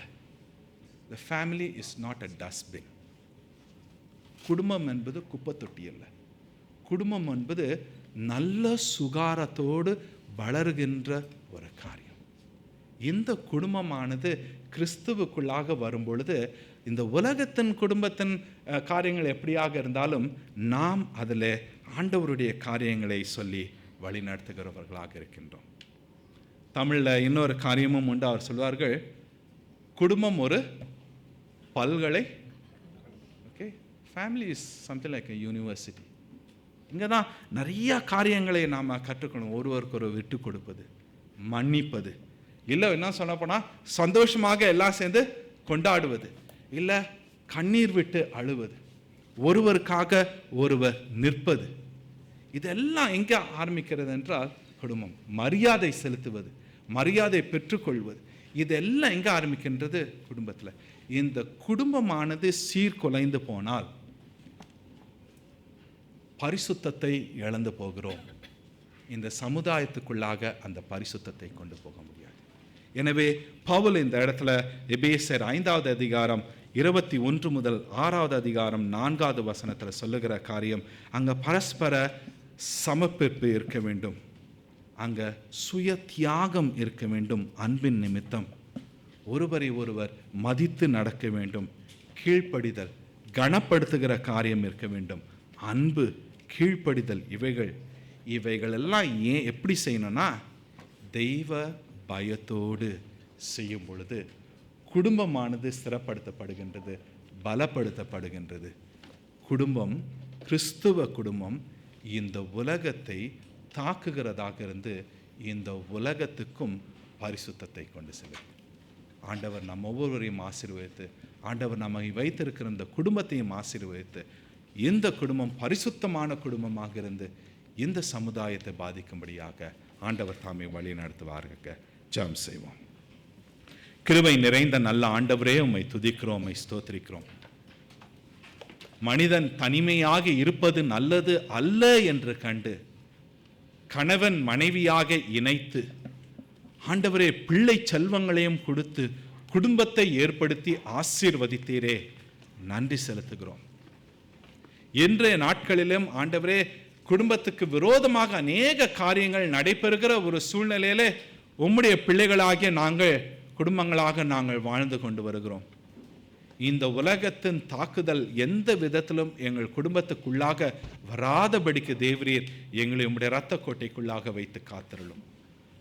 கணவனுக்காக, மனைவிக்காக, பிள்ளைகளுக்காக நன்றி செலுத்தி ஜெபிக்கிறோம். ஆண்டவரே, நாங்கள் எல்லாவற்றிலும் உம்மை நோக்கி பார்க்க கிருபை செய்தருளும். தேவ பயத்தோடு நீர் எங்கள் மீது பாராட்டின அந்த அன்பை பெற்றவர்களாக இந்த அன்பை ஒருவர் இடத்துல ஒருவர் செலுத்தவும், குடும்பமானது ஸ்திரமாக நிறுத்தும்படியாக உம்முடைய காரத்தில் ஒப்புக் கொடுக்கின்றோம். உடைந்து போன குடும்பங்களுக்காக உம்மிடத்தில் வருகிறோம். இந்த செய்தியை கேட்டுக்கொண்டு இருக்கும் பொழுது ஏன் என்னுடைய குடும்பம் இப்படி இருக்கின்றதே என்று தவித்து கொண்டிருக்கின்ற இருதயங்களுக்காக உம்மிடத்தில் வருகிறோம். அப்பேற்பட்ட குடும்பத்தையும் நீர் தொடும் சுவாமி. உடைந்த குடும்பங்கள் சீர்படுத்தப்பட கிருபை செய்தருளும். அப்பேற்பட்ட குடும்பங்கள் ஒன்றாக பெற்றோர் பிள்ளைகளாக ஒன்றாக கூடியிருந்து உம்மை ஆராதிக்க கிருபை செய்தருளும். இவர்களையும் நீர் காக்கிற கிருபைக்காக நன்றி. எல்லோரையும் நீர் காக்கிற கிருபைக்காக நன்றி. ஒவ்வொரு குடும்பத்திலும் கர்த்தரும் ஆண்டவரும் இரட்சகருமாக இருக்கிற தயவுக்காக நன்றி செலுத்துகிறோம். நீர் வழி நடத்தியருளும் ஒப்புக் கொடுக்கிறோம். மீட்பராகிய இயேசு கிறிஸ்துவின் நாமத்திலே ஜெபிக்கிறோம் எங்கள் பரம தகப்பனே. ஆமென்.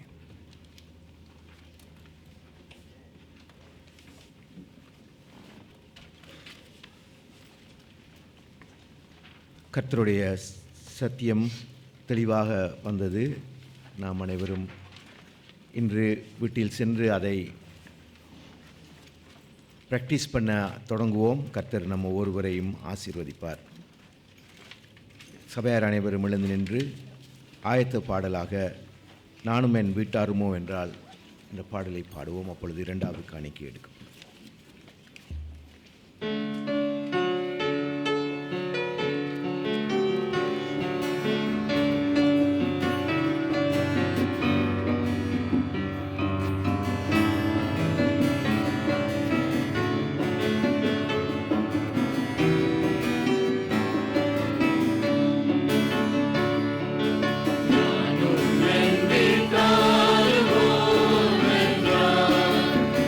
But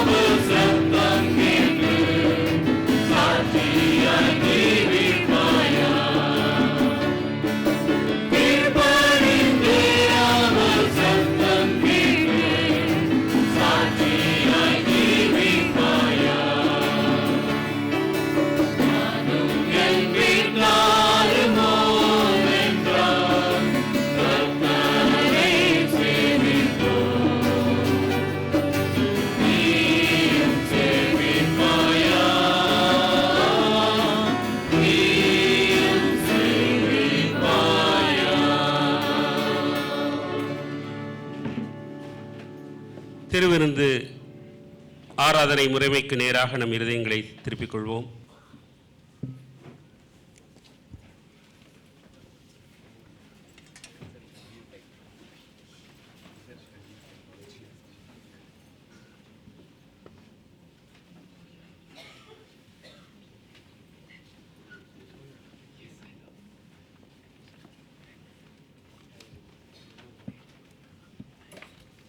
குடும்பங்களை தந்து வழிநடத்துகிற நல்நாதர் இயேசு கிறிஸ்துவின் இனிய நாமத்திலே உங்கள் அனைவரையும் இந்த மாதத்தின் முதல் வார திருவிருந்து ஆராதனைக்கு அன்போடு கூட வரவேற்கிறோம். இன்னும் கூட நம்மோடு கூட சகோதரி சுமித்ரா ஸ்டான்லியும் பிள்ளை ஷர்லின் பனிட்டாவும் வந்திருக்கிறார்கள். உங்களை அன்போடு கூட வரவேற்கிறோம். முதல் முறையாக வந்திருக்கிறார்கள். தொடர்ந்து ஆராதனை பின்பதாக ஐக்கியங்களை கலந்து கொள்ளும்படியாக கேட்டுக்கொள்கிறோம். இன்றைக்கு ஆராதனை உணவு ஐக்கியத்திற்கு பின்பதாக நமக்கு எல்லா சங்கங்களும் கலந்து கொள்கிற டாபிக்கல் ஸ்டடீஸ் டிஸ்கஷன் இருக்கும். ஆகவே அனைத்து சங்கத்தினரும் இதில் கலந்து கொள்ளும்படியாக அன்போடு கூட கேட்டுக்கொள்கிறோம்.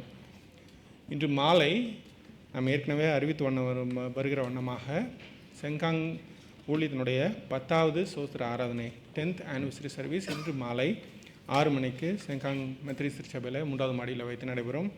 அநேக ஏற்பாடுகளை செய்திருக்கிறோம். பிரத்யேகமாக நீங்கள் இதற்காக ஜெபித்துக் கொள்ளும்படியாக கேட்டுக்கொள்கிறோம். நல்ல ஒரு சீதோஷ நிலையும் அனைவரும் வந்து அதில் கலந்து கொள்ளும்படியாகவும் ஆண்டவருக்கு மகிமை உண்டாக்குற ஒரு ஆராதனையாக இருக்கும்படியாக நீங்கள் ஜெபித்துக் கொள்ளுங்கள்.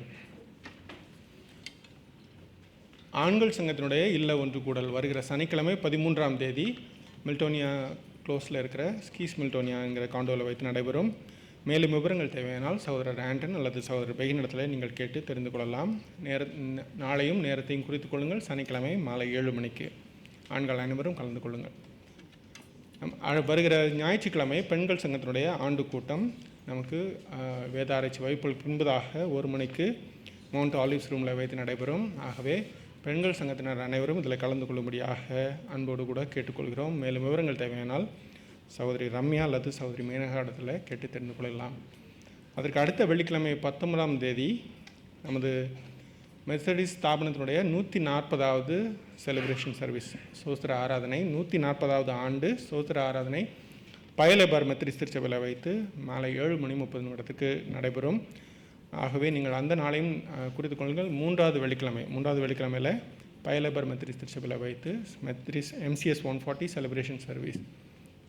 ரெஜிஸ்ட்ரேஷன் எதுவும் இல்லை. ஆகவே நீங்கள் தயவாக முன்பாக வந்து இதில் கலந்து கொள்ளும்படியாக கேட்டுக்கொள்கிறோம்.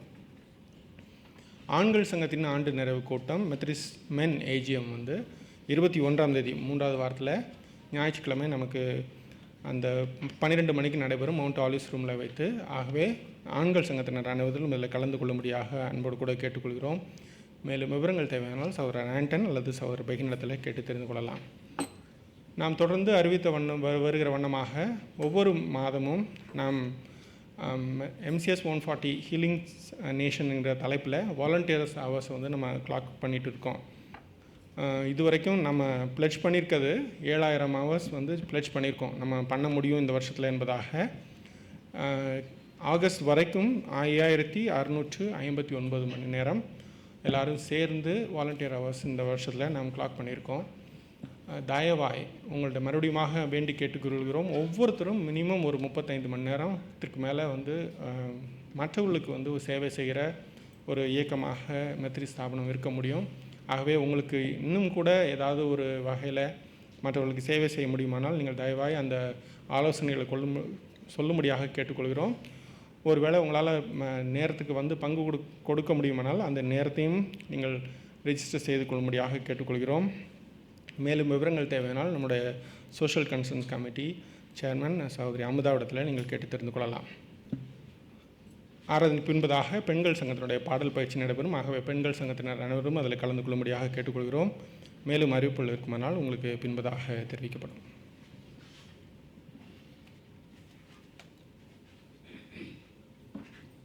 நாம் யாவரும் எழுந்து நின்று இந்த மாதத்தின் வசனத்தை வாசித்து ஜெபித்து ஆசீர்வாதத்தை பெற்றுக்கொள்வோம். எபேசியர் 6வது அதிகாரம் 6வது வசனம் நாம் சேர்ந்து வாசிப்போம். மனுஷருக்கு பிரியமாயிருக்க விரும்புகிறவர்களாக பார்வைக்கு ஊழியம் செய்யாமல் கிறிஸ்துவின் ஊழியக்காரராக மனப்பூர்வமாய் தேவனுடைய சித்தத்தின்படி செய்யுங்கள். ஜெபம் செய்வோம். நன்றி ஆண்டவரே, உம்மை துதிக்கிறோம், உம்மை ஸ்தோத்திரிக்கிறோம். இந்த நாளுக்காக நன்றி. எங்களை ஒன்று கூட்டின உம்முடைய தயவுக்காக நன்றி. உம்முடைய தெய்வீக பிரசன்னத்துக்காக நன்றி செலுத்துகிறோம். ஆண்டவரே, எங்களோடு நீர் இடைப்பட்டி நன்றி செலுத்துகிறோம். கேட்ட காரியங்களை தேவரீர் எங்களுடைய இருதயத்தில் வைத்து தியானிக்கவும், ஆண்டவரே உம்முடைய சித்தத்தின் பிரகாரமாக நாங்கள் ஜீவித்து உம்முடைய நாமத்தை மகிமைப்படுத்தவும், இந்த சமுதாயத்துக்கு நாங்கள் ஆசீர்வாதமாக இருக்க எங்களை ஒப்புக் கொடுக்கின்றோம். எங்களை எடுத்து பயன்படுத்தி அருளும். உம்முடைய நாமமே மகிமைப்படட்டும். மீட்பராகிய இயேசு கிறிஸ்துவின் நாமத்திலே ஜெபிக்கிறோம் எங்கள் பரம தகப்பனே, ஆமென். கர்த்தரானவர் உங்களை ஆசீர்வதித்து காப்பாராக. கர்த்தரானவர் தம்முடைய திருமுகத்தை உங்கள் மீது பிரகாசிக்க செய்து உங்கள் பேரில் கிருபை உள்ளவராயிருப்பாராக. கர்த்தரானவர் தம்முடைய திருமுகத்தை உங்கள் மீது ஏறெடுத்து உங்களுக்கு சமாதானம் கட்டளையிடுவாராக. நம்முடைய ஆண்டவராகிய இயேசு கிறிஸ்துவின் கிருபையும் பிதாவாகிய தேவனுடைய அன்பும் பரிசுத்த ஆவியானவருடைய ஐக்கியமும் ஒத்தாசையும் வழி நடத்துதலும் நம் ஒவ்வொருவருடனும் நம்முடைய குடும்பத்தின் மக்களுடனும் திருச்சபை மக்களுடனும் என்றும் சதா காலங்களிலுமிருந்து ஆசீர்வதித்து வழி நடத்தி காப்பதாக. ஆமென்.